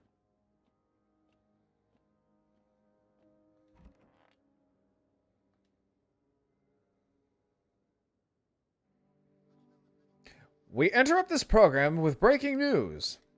Reports of civil unrest are coming in from a nearby neighboring city. Due to unresolved circumstances, FEMA forces have sealed off the area. Please remain in your homes. Stay where you are and wait further instructions. And remember, support FEMA and join the fight against the visitors. That's the latest for now. Up next, some ads. Up next, a special report on the nature of the visitors. Actually, let's watch that. What are the visitors? Ghosts? What are the visitors? Ghosts? Creatures from deep underground? No, this is neither a sci-fi novel nor a cheap headline. This is our new reality. Rumors continue to swirl about the visitors' true origin. Are they aliens? The Walking Dead? A lab experiment gone wrong? According to authorities, these are all just baseless theories. Studies show that a visitor is a human who has come into contact with an undetermined biological agent. Methods of transmission remains unknown, and FEMA urges everyone to stay alert for the signs of the visitors. If you believe you've been exposed or are unsure whether you might be a visitor, call the FEMA hotline on that number right there. That's the latest for now. Stay tuned for more after the break. I don't know why I talk in that kind of voice, but I feel like it fits. Okay. Can I order food?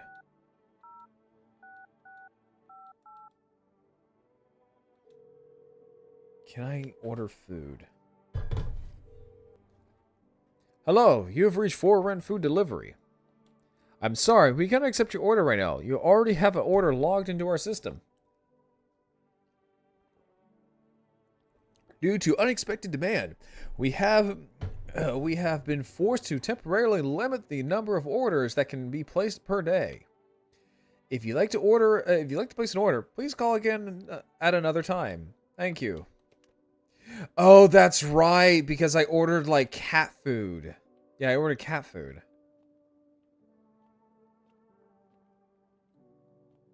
Okay, so they're all okay. Nothing has changed.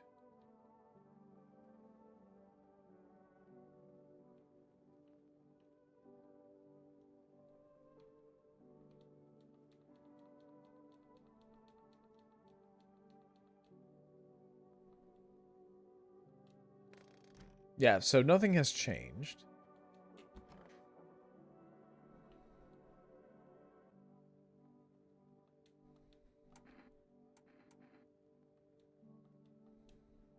When can I go home? Maybe later when it's being renovated. Okay, so they're coming to get me soon then. And then they'll take me to a new house?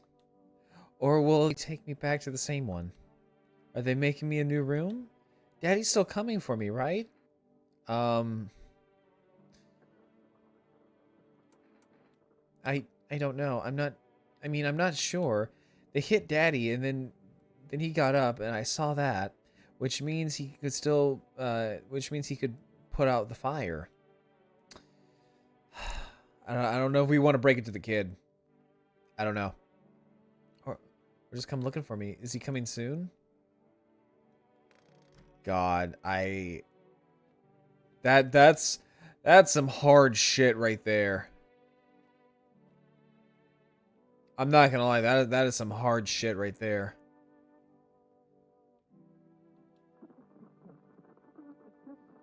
Toto, pretty much the only toy I had as a kid. Well, except for the sticks we used to whack the grass. Oh, Father who art in heaven. You think I chose to set foot in this forsaken place? Had the monastery survived, I would have never left its holy walls. I don't care for this pile of rotten rubble. No. Where the choices are offered to me, I would never have trespassed here. This house reeks of murder and death. Lord knows you probably enjoy wallowing in it. Justly smiting it down anyone who you deemed a demon. You might even be a demon yourself, horns and all, just waiting to sprout. I don't know, I kind of like her smug-ass face. But I shall endure these transgressions. The Heavenly Father watches over his flock. Yeah, so she's like uber Catholic. The worst kind of Catholic. I'm just kidding. I'm just kidding to all the Catholics out there. Everything's gonna be okay.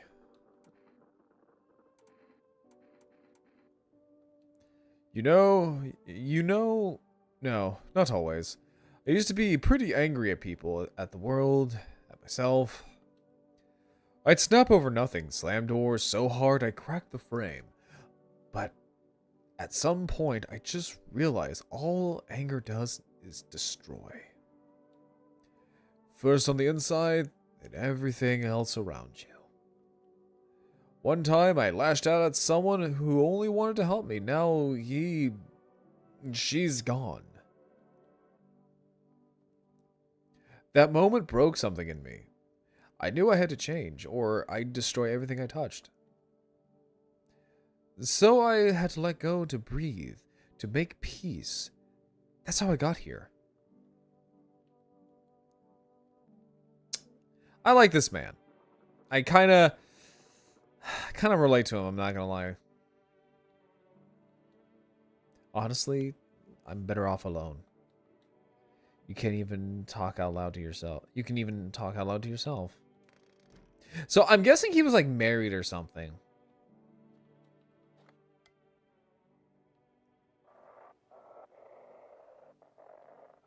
I never understood the radio, like how the radio works in this game. I never understood it. Oh, right. What's up, dude? Dude, where are your movies? You got like 0 tapes in here. Do you even watch anything? Like, I'm dying of boredom over here, man. This isn't the time for movies. Bummer. I thought this place would be like lit. But not gonna lie, the folks here kinda whack. And there's nothing to watch. No zines, no flicks, just books. Who the hell even reads, dude? That's like Stone Age stuff. Just fancy words and whatever. Snore. Dude.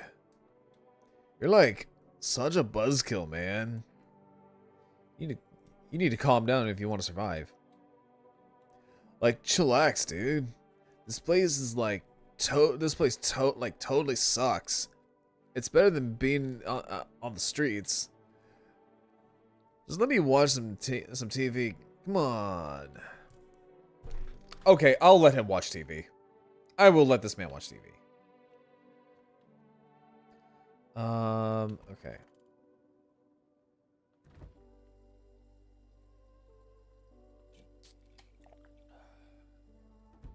Okay, so now we had our daily dose of beer.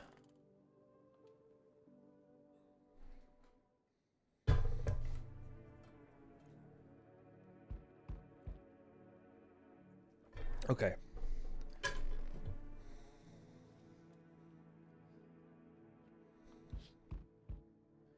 A group of evicted stand by your neighbor's ruined house.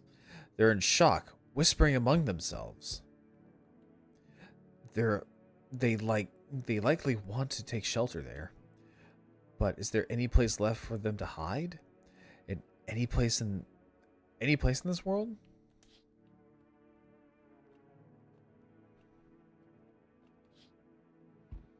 On the path stands a man armed with an assault rifle.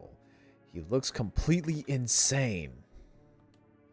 His jacket is covered with torn out teeth, eyes, and who knows what else. It's hard to make out from here. What if they're trophies? What if his kills are not for defense but for sport? Like some kind of sicko. Man, it looks like fucking Machete. Whatever the case, you hope he's not your enemy.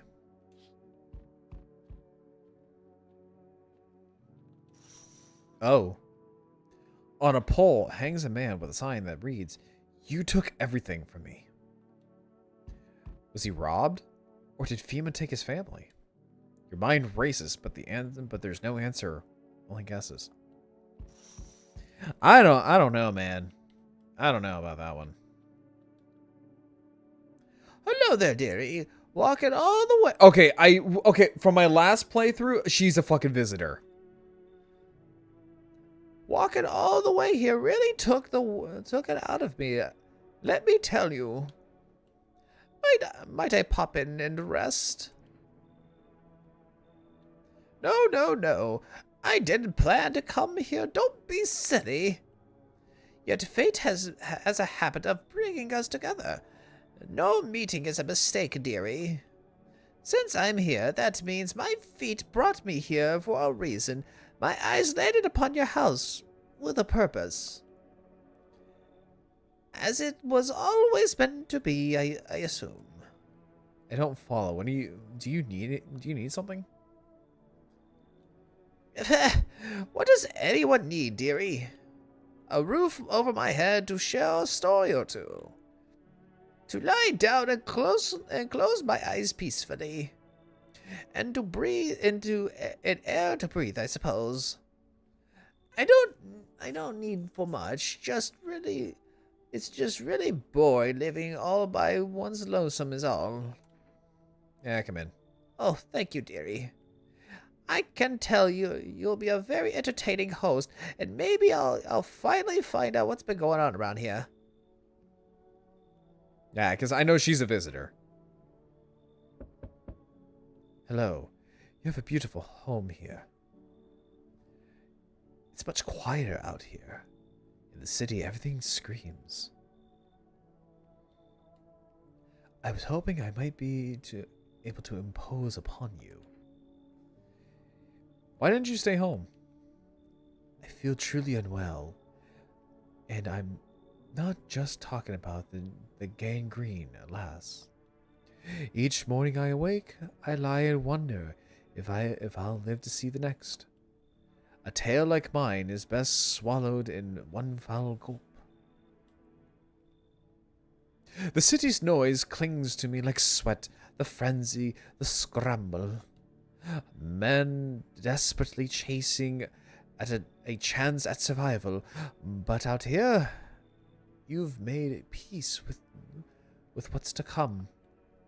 I like to die here, slowly, quietly, truly savor these final moments.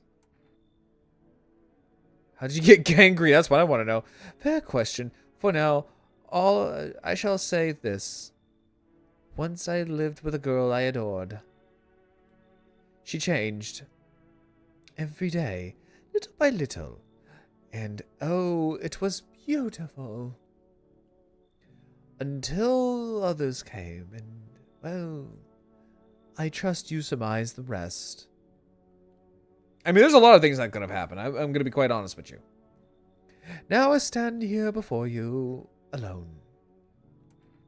Come on. It is truly quieter than any place I've been. I don't want to bother you. If you see...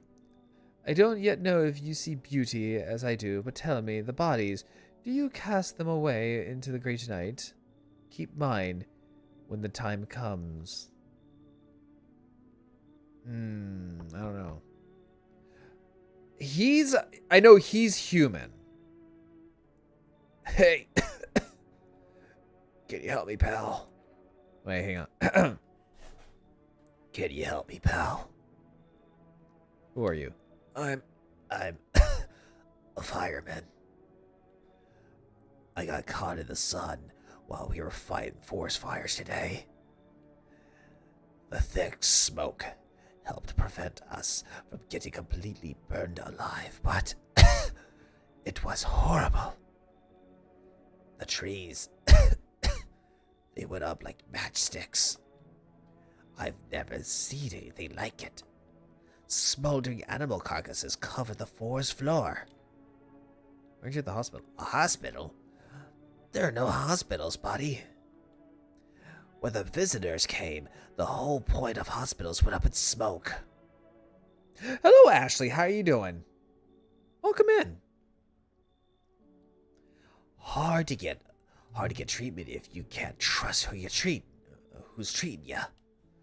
There's no helping me now. I've been better off putting out those fires and dying out there with my buddies. I don't have much time left anyway. Yeah, come in. Thanks, pal. I don't think I'll be in your hair for too long. At least I don't have to die in the dirt alone. They gave us slips of paper at work before they went to put out the fires. I'm good. I'm glad you're good. Like I said, welcome in, welcome in. How's it going? I'm Grarl. I am a T-Rex VTuber. Welcome in, first time chatter. It's a mandate telling us to report to a FEMA quarantine zone, but why go if everyone who does ends up dead? Here, I don't need it anyway. You can throw it away or use it for something else. Okay. Ashley, thank you for becoming a part guest. Thank you. How are you doing today? Welcome in, welcome in. I think that's... Yep, that's everybody. Okay, so I know someone's going to die tonight. I definitely know somebody is going to die tonight. I definitely know someone's going to die tonight. Smells like someone died tonight. Good afternoon, this is the news. We bring you an important update. New details have emerged regarding a recent incident that unfolded in the city. It seems one of the city's quarantine zones came under attack from an armed individual. The suspect's motives remains unclear at this time, and it is unknown if the attacker had any accomplices. Notably, several unverified individuals also escaped the quarantine zone. Silence is the harbinger of death. A sinister quiet that drains the soul. But worse than the emptiness is the ringing. A distant funeral knell growing ever louder. The bell tolls for us all, filling our ears with endless din. Filthy thoughts caught in web of wax. An infernal nest where visitors thrive. Tangled deep in sticky sustenance. Crewmen inundans.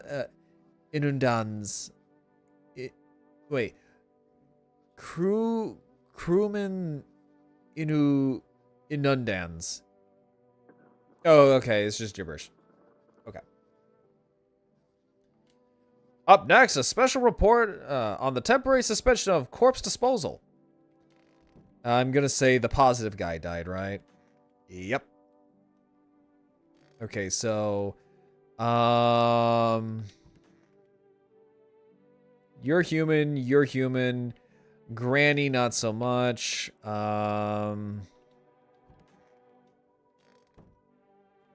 Okay.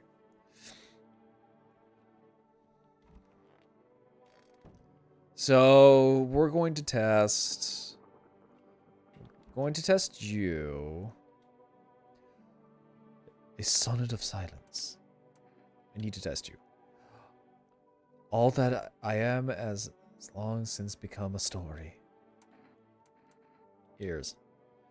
What remains?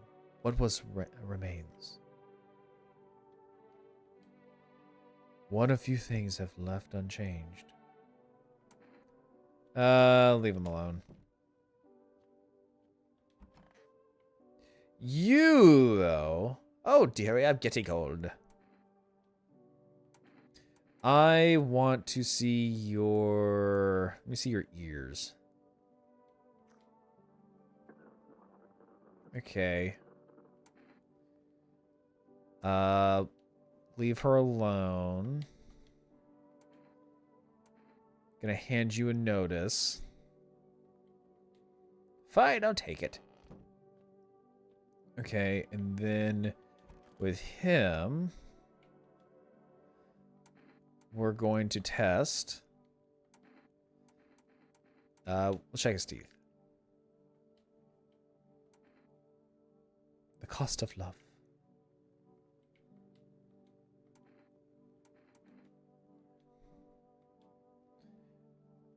Though it beats, it is barren of feeling, no warmth remains. Only the dolorous ache, the spectral chill. But such, alas, is to be expected, for I wish to delay the exquisite moment.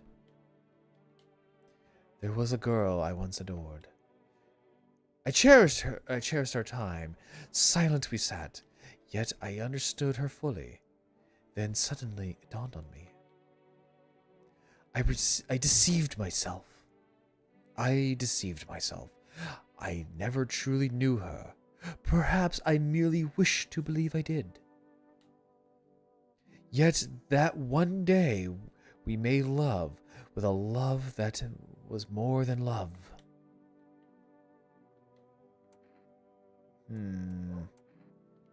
I'll hand you a notice. Fine, I'll take it. Okay. So, what's next? A group of evicted by FEMA has settled into your neighbor's ruins. Though little remains, the basement seems to be intact. A small pocket of safety. But how long can they keep hiding?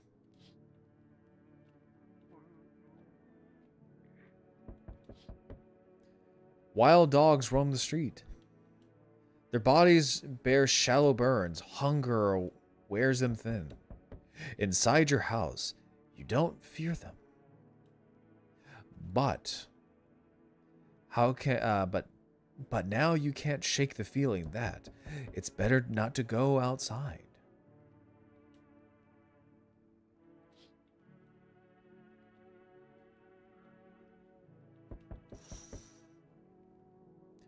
A small group carrying the belongings gather nearby. They whisper, carefully not to be heard by FEMA officers. Looks like they're from the quarantine zones and are moving into former residents' homes. Now the hanging man looks like a grim welcome sign. You want the ASMR voice? Okay.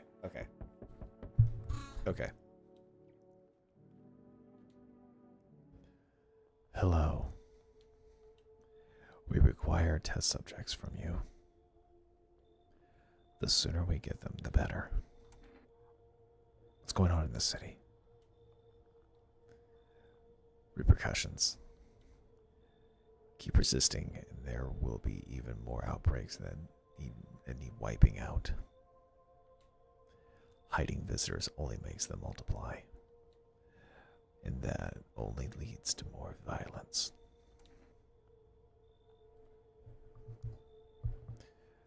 How long is all of this going to continue? We're still studying the causes of these events. Stay out of our way. Hard to say when things will return to normal. When we need to run more tests to keep things under control. Cooperate with us, and this will all be over before you know it. So what now? We need people. To be precise. They'll speed things up. This is all for the best. If it helps. Remember, help us, help you. Thank you for understanding. We'll bring these two back before you know it. And we'll handle the visitors. Okay. Yes, your house is perfect. I can feel it. Death have taken a liking to your house. She's quite fond of it. I don't know how many have died here, but her presence is strong. We are the harbingers of a new faith, the orators of a hollow doctrine. Death hath come. She wishes only to soothe humanity, to free us from our chaos, bitterness, and bedlam. We are simply helping her draw closer. It is the only way to find salvation. There is no going back. We must perform the burial rites in ways anew. Your house is perfect, yes. Death's influence is strong here. What what's been happening here anyway. In any case, my brothers trespass here. Protect them. They must survive long enough to complete their tasks. Perhaps you'll end up burning after all. Watch over my people, and remember, if one of them dies, your house will be reduced to nothing. Forgive me, but there would be no other way to accomplish our divine mission. You think we few are all that carry the torch of our faith? Others will come. While you sleep, they'll douse the walls in gasoline and strike a match. Even if you survive our blaze, your house will be gone. Where will you run? So perhaps let them stay, yes? I doubt it. It will take very long.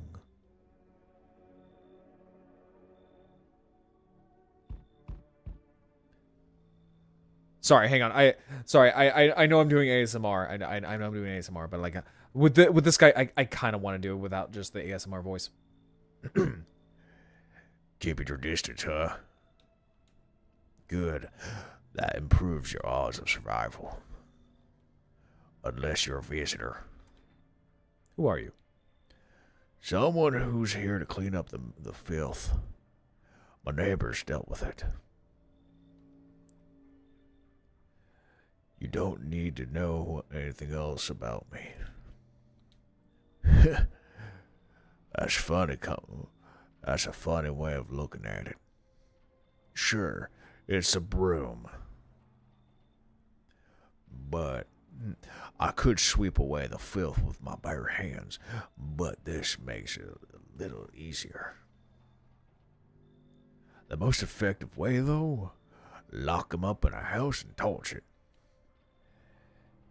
And anyone who feels sorry for visitors might as well be one. Hold it.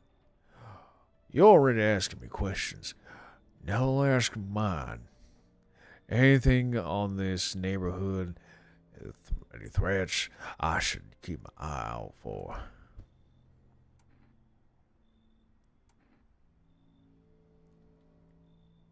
Just one, half naked. So, it wasn't wearing any protective armor. Interesting. How you actually saw him? Yeah, I believe you did. You don't talk like someone who in the habit of spreading rumors. You've got my attention. I'll be back again. Sorry, I had to. Oh shit, someone actually lives here. My bad, I thought the place was empty. I'll head out. Although, listen, mind if I crash here for a bit? Been a while since I was around, people who want to tag along with me. People lump me with the dregs of society. Like I'm any worse than the rest of them. Thing is, I've seen what people are capable of, and I ain't ready even close to being the worst of them. Nah, never fit in with any of one group, so I'm slumming it out here alone. No point in lying. I hit abandoned houses, empty apartments, grab what I can, and sell some to keep the rest. Had a moment where I nearby quit doing it for good. Almost. But yeah, I was just about to hit your place and thought it was empty. No offense meant, but since you're living here, think you could let me stay for a while? No, you can get the flying fuck out. Sorry, hang on, let me get a little bit of water.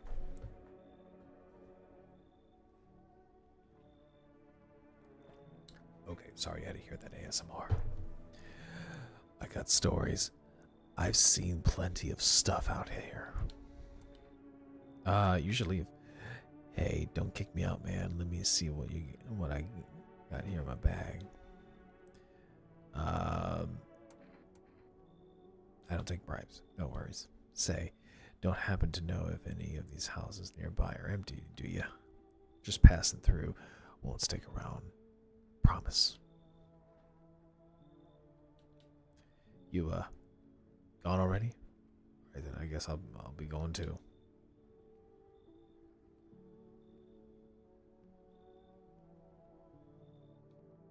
Okay. So yeah, that is my ASMR voice. Thank you, Ashley, for redeeming it. I hope you liked it. It is my, it is actually my most popular redeem.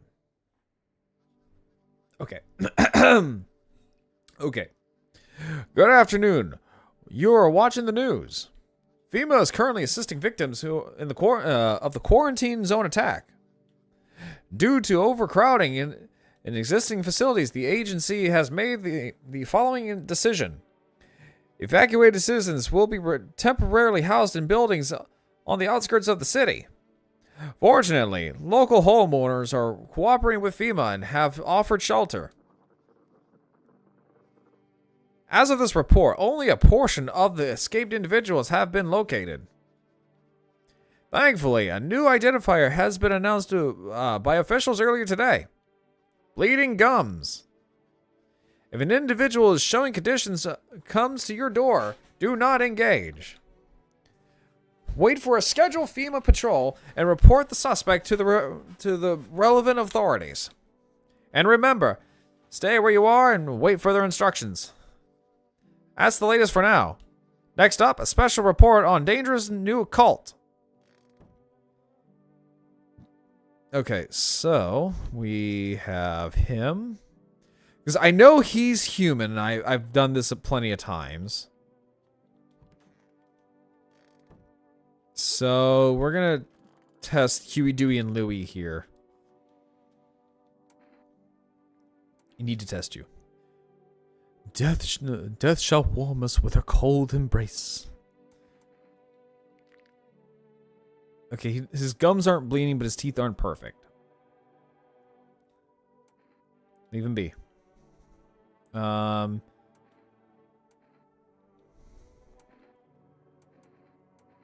going to say... But of course, as crooked as a soul. Okay, so... Pull out the gun. Yeah, no, I'm not pulling out the gun. And you.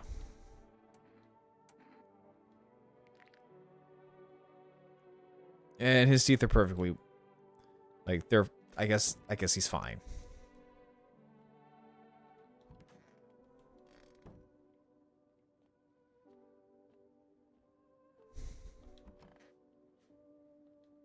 Yep, so I guess they're fine.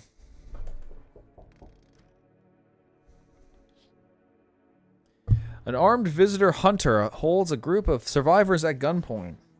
Oh, it's the crazy man. Okay, it's crazy man. He probably stumbled upon them by chance. You hear snips of shouting and a crazed voice yelling.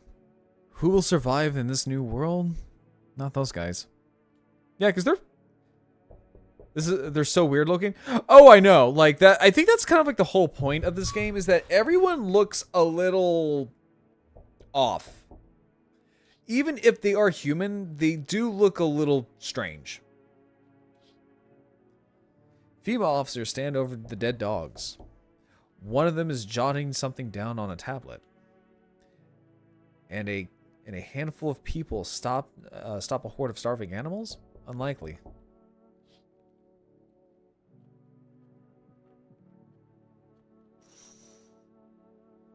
Two female officers are standing by a lamppost, staring at the hanged man.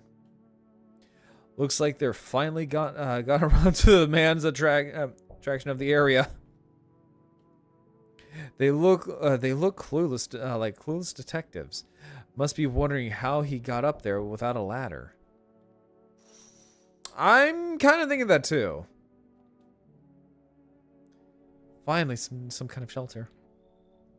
No, I don't want this guy in here. Like, he has no eyes. I saw something unspeakable. I won't dare describe it. For who dwells on what the mind births when it breaks? It's always just in front of me, burned into the darkness. There are no words for the ancient dread that tore through my soul. Trust me, if you'd seen it, you would have done the same. What did you see? Trust me, it's better off. You're better off not knowing. To it, our sorrow is a feast, a buffet of grief. It gorges itself on fear, pain, our minds. My only mistake was wandering into the wrong place at the wrong time. It didn't even notice me at first. It was too busy devouring charred flesh, slowly consuming those blackened coal like bodies right before my eyes. Dear God, I wish I didn't. I wouldn't wish the sight of it on my worst enemy. I had something on me. Wait, please. I think it's coffee. You could take it. I need at least a day to catch my breath, but I'm not sure it'll even happen. I don't take bribes. Very well, I'll leave. But I must warn you. For the love of all that's holy, do not go near any charred bodies after dark, or it will find you.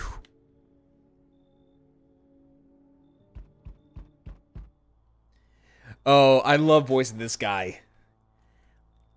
You feel that? Oh, hang on. Change is haunting you.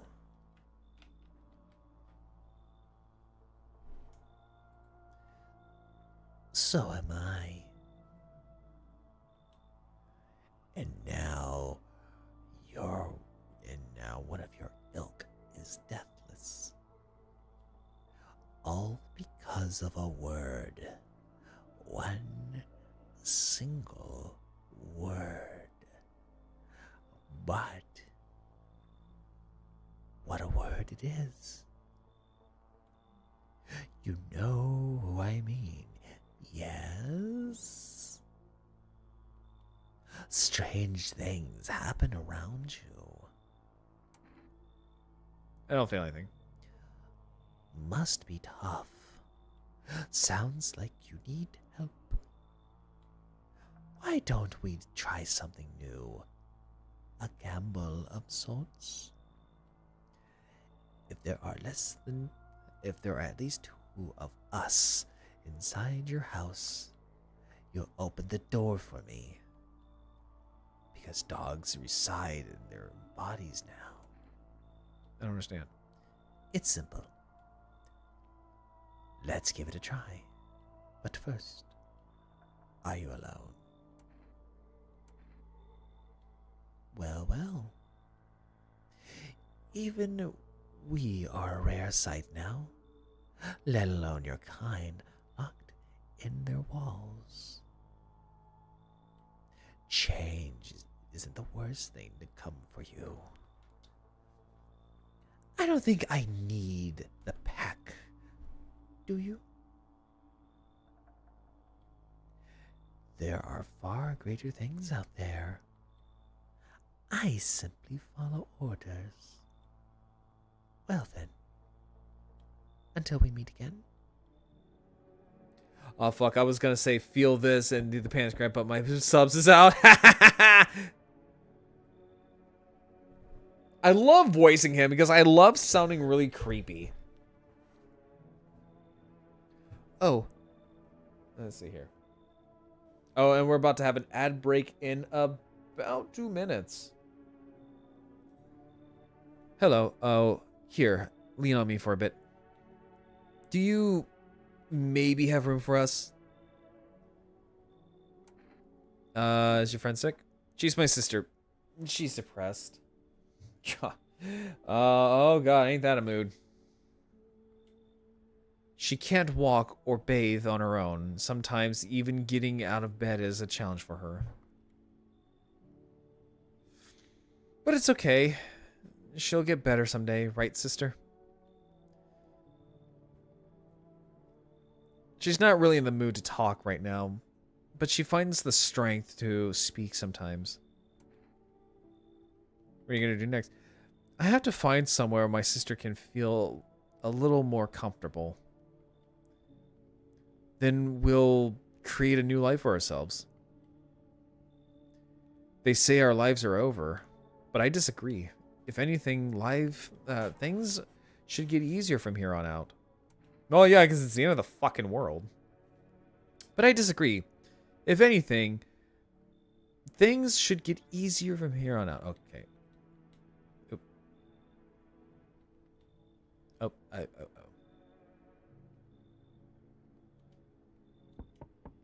Oh, hi. Howdy. Mind if I crush you for a bit? I came to town to see my hubby. He relocated for work. I thought I'd surprise him with a visit. Turns out there's no damn place for me to stay where he's working. I'll tell you loud and proud, he works for FEMA. When I heard he's been transferred to FEMA, hell, I about lost it. I wanted to surprise him, so I shelled out for a cab. Then the damn cabbie robbed me blind. I wish, but nope. They don't take women. Figures. The fucking sexism. Real shame, too. I'd be real good at sniffing out visitors alongside my man.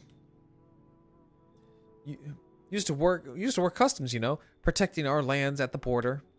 Caught plenty of scumbags with all kinds of crap on them. Wait, what the hell?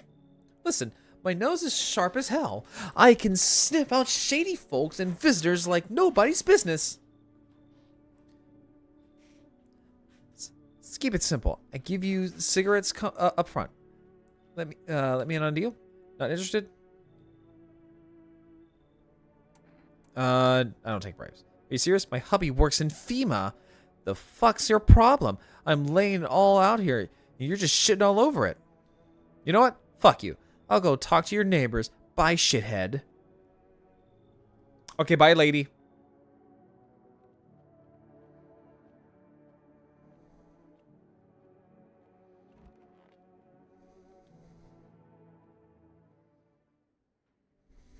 Good afternoon.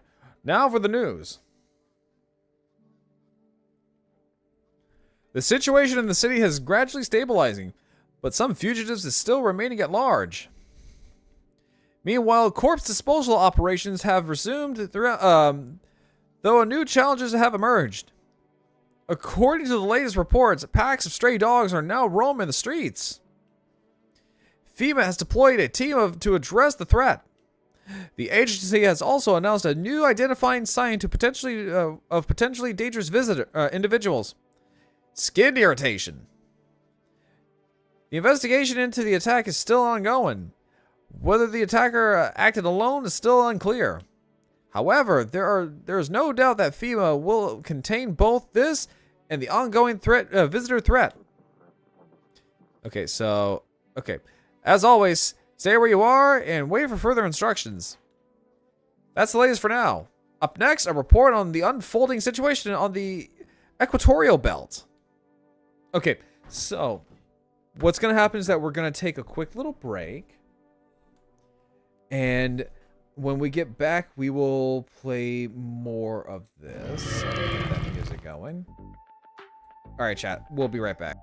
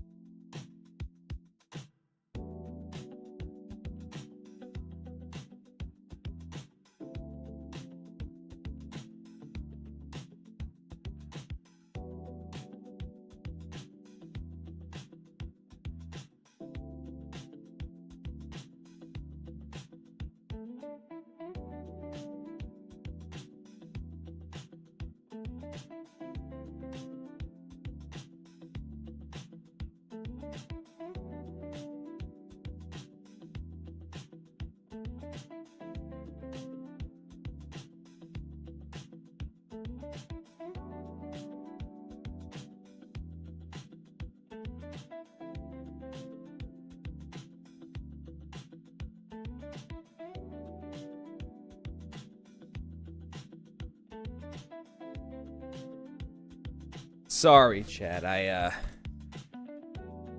had to do a number 2. And no, I sadly did not have a groom of a stool to help me with it. I had to clean the royal dino bum bum myself.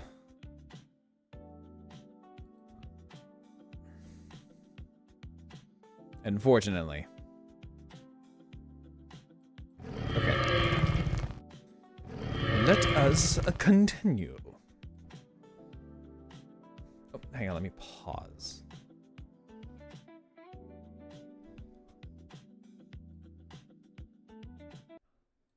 Okay. Let us continue with our guests.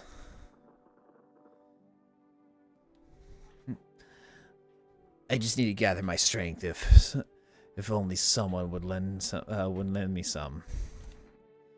Let's test you. Just don't torment my sister. Let's do teeth. All right, teeth. Okay. This is the end. Oops. Oh. Okay, I thought it was like, oh, I didn't mean to shoot her. Oh. Oh, okay. Let's do teeth. All right, your gums look a little wonk. Your teeth are okay. Leave her alone. Although...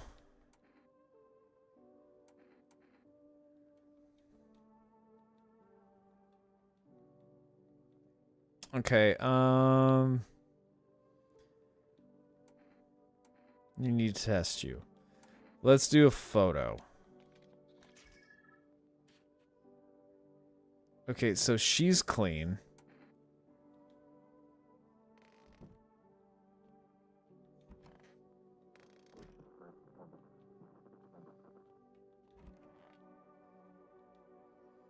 Yeah, so it looks like she's clean.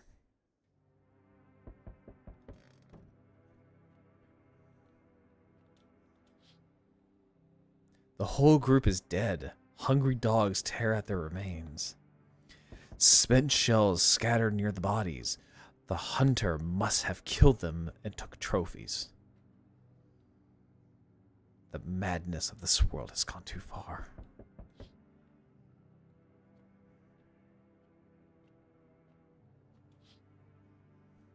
The cultists pile firewood into a huge heap. Are they planning to burn something? Their mad plan will likely reveal itself soon. But until then, how many innocent lives will be lost to their cause?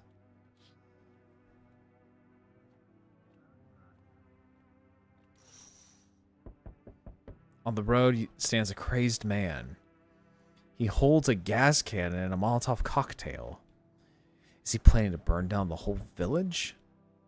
Does he not know these people are in quarantine?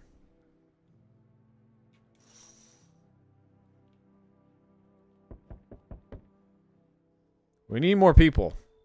It's the only way to avoid a catastrophe. Cut the bullshit. The world is about to end. Keep playing games and we'll take everyone in the house. 2 more people. Ah, damn it, he took one of the cultists.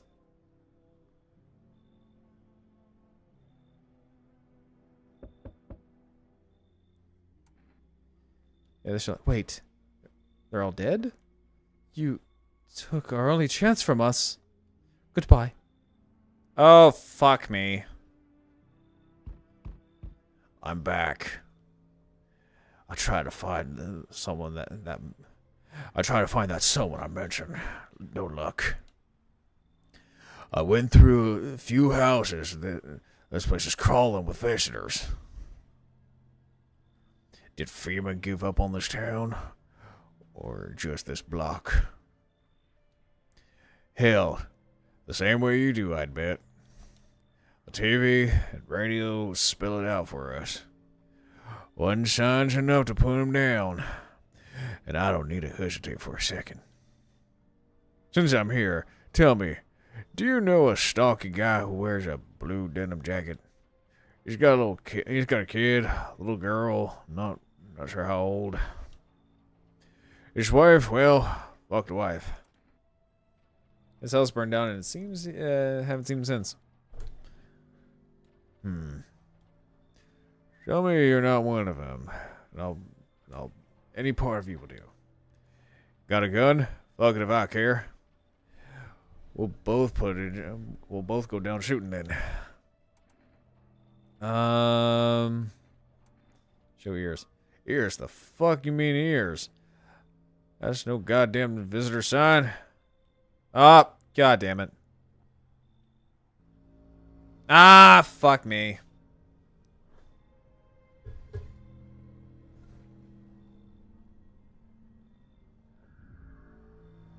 Well, how the hell am I supposed to get past this? You can only hope that nothing will happen. The haze of rage in the eyes of an armed man is more terrifying than any visitor.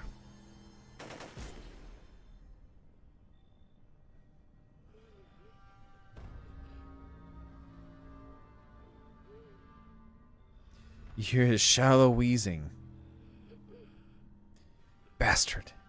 He got me. How many more has he slaughtered? How many has he burned? Thought he'd drag it out. He's gone quiet. You should probably check he's actually...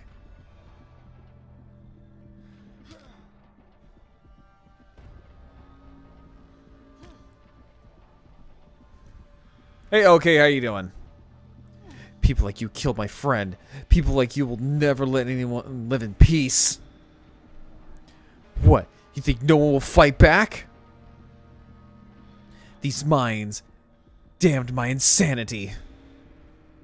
And now I've lost everything, but you still have something. I'll crush you.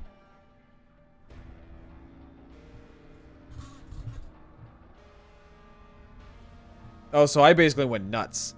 I'll drive you deep into the ground. I'll drown everything in your blood. Every bastard with a weapon in their hands dies today. Every last one.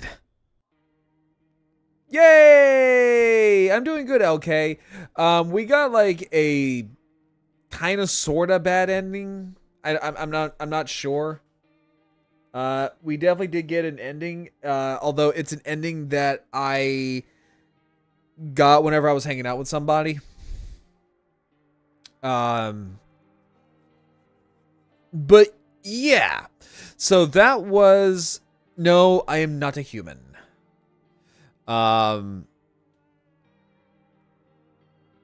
So that one is, I think that's just like the rage ending. There's multiple other types of endings from what I've gathered, and these are all the characters that you can find in the game. So there's still a few that we don't know of.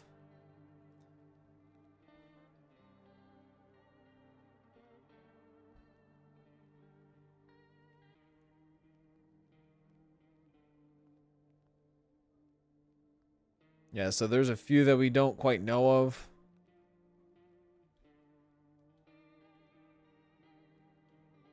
But yeah, I'm doing good, LK. That's good. Well, not ending the... Wait. Well, not the ending, that is the question mark. Yeah, so in this game there are multiple endings. Right, this is a game that has like a lot of like these multiple types of endings depending on like what you do. For me, I'm trying to keep these guys alive. That is like the one thing I have been trying to do. But shit's fucking hard, man.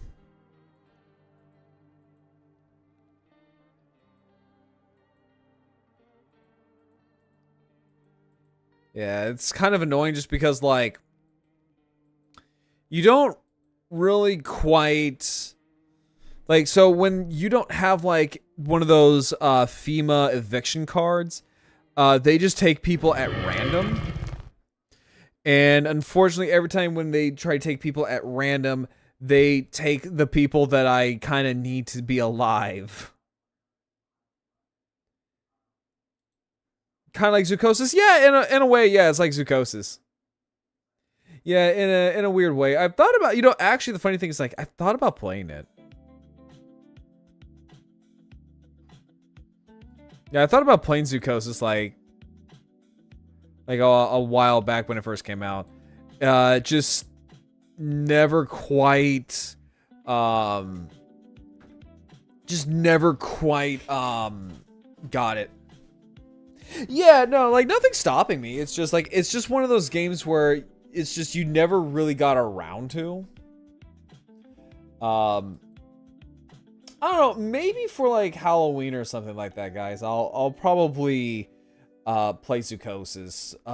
Although I will say, here in a couple of weeks, I do have a very, very, very busy event going on with a lot of amazing people. There's going to be just about all of my friends that are going to be there. There is going to be people like, hopefully people like Kira P. There's going to be, I think, going to be like Damien. There's going to be hopefully Cardin, Jackie the Moo, Cursed Tio, my good friend Vanessa is gonna be there. Like, there's gonna be a lot of, like, amazing people that are gonna be showing up, and I can't wait for this event because it's gonna be my first ever streamathon.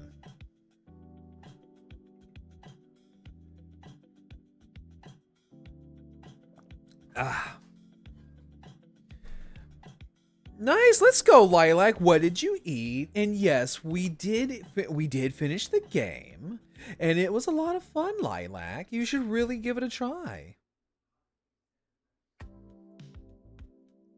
Yeah, it's gonna be fun.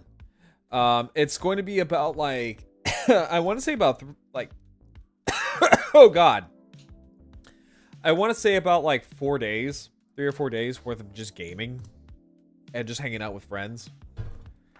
Yeah, well, I do love pasta, Lilac. Maybe one day I can try your cooking if you can make pasta.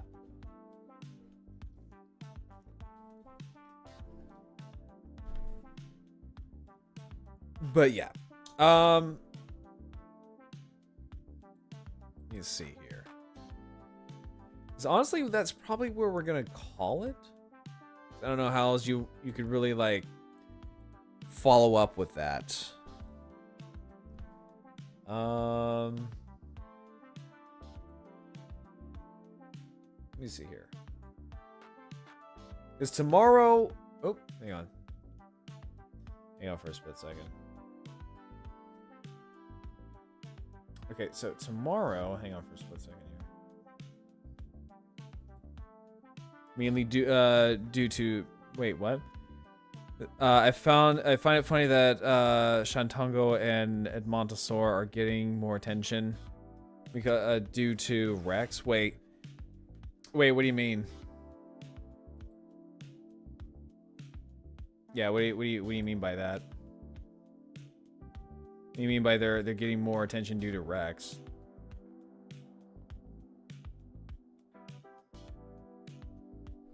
Well, because, like, I know Edmontosaur, that was, like, the main primary prey for T-Rex outside of Triceratops. Shantungosaurs, I would imagine it's more or less the same just because of, I guess, like, Tarbosaur.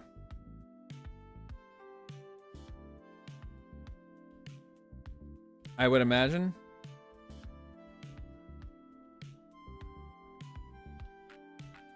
So...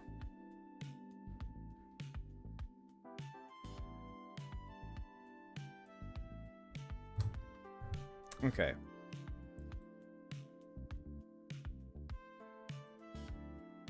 Let's see here. A lot of people are recovering those two because of T-Rex. Well, yeah, because like I said, Edmontosaurus was mainly like the Tyrannosaurus Rex's like main food supply.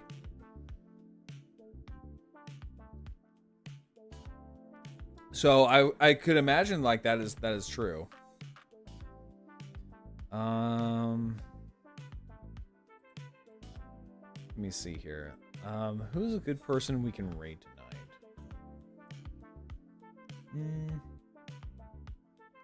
Let's see, any of our friends that are on tonight. Let's see. Oh, you know what, actually? Let me see here.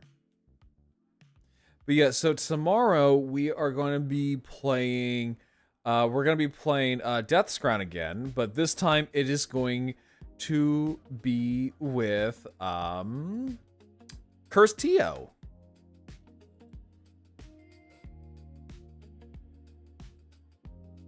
Yeah, so tomorrow we are going to be playing Death's Crown with Cursed Tio. I might be doing just a little bit of a model kit building stream just because Tio says he's going to be joining a little bit later on in the evening. So I thought I'd go ahead and just kind of be a little bit more comfy. Actually, no, let's read Vanessa. Let's read Vanessa. We love Vanessa. She is, for those who don't know, Vanessa is a Loch Ness water deity. She's not the Loch Ness monster. She's unfortunately not a water giraffe. Who the fuck am I kidding? She has a plesiosaur mascot, therefore she's an honorary water giraffe. But yeah, we'll be playing Death Ground. I'm really enjoying Death Ground. I really am. I'm thoroughly enjoying Death Ground. There are some flaws in it, I will say. Because I was telling someone when me and them were playing that there are some flaws. There are a little bit of flaws, but outside of that, I think it's not bad. It does have a lot of great potential. Now, the other thing though is that I really do love how they made the compies look in the game, because the compies look fucking adorable. I want like one of those pet compies.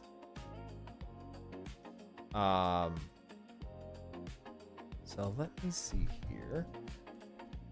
So let us do V_Nessa. One of my best friends in the entire world. I love her so much. She is such a sweetie. And she has the voice of a fucking goddess. Funny enough, I came from a Spinosaurus thing to play stream together. Oh, are you talking about Stegoleaf? Yeah, are you talking about Stegoleaf?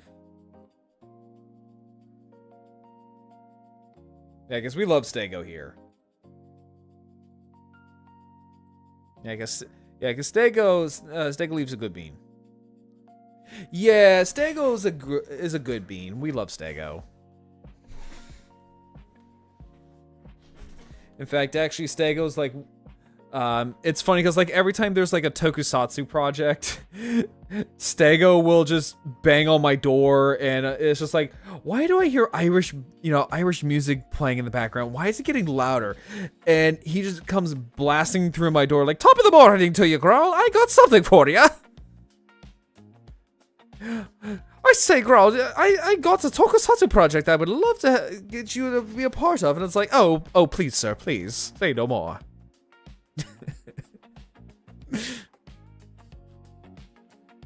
So please stop Stego, please stop river dancing all over my paddock. I just had the dirt cleaned.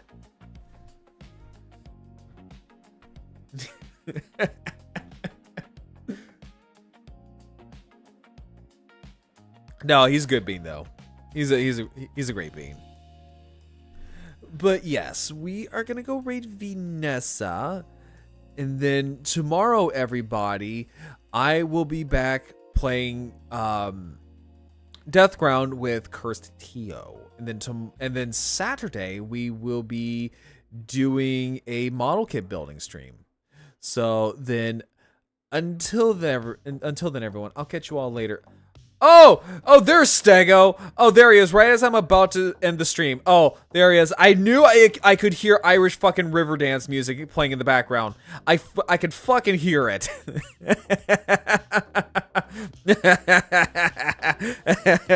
I was wondering why my paddock was starting to smell like an Irish Spring. How you doing, Stego? How you doing, buddy? But yes, we're all gonna go say hi to. We're all gonna go say hi to Vanessa. You're in bed. Okay, stay in bed. It's fucking like what? Super late at night for you. It's fucking late at night for you, buddy. Why are you here? But yes, we're all gonna go say hi to Vanessa. I'll catch you guys later. Bye bye.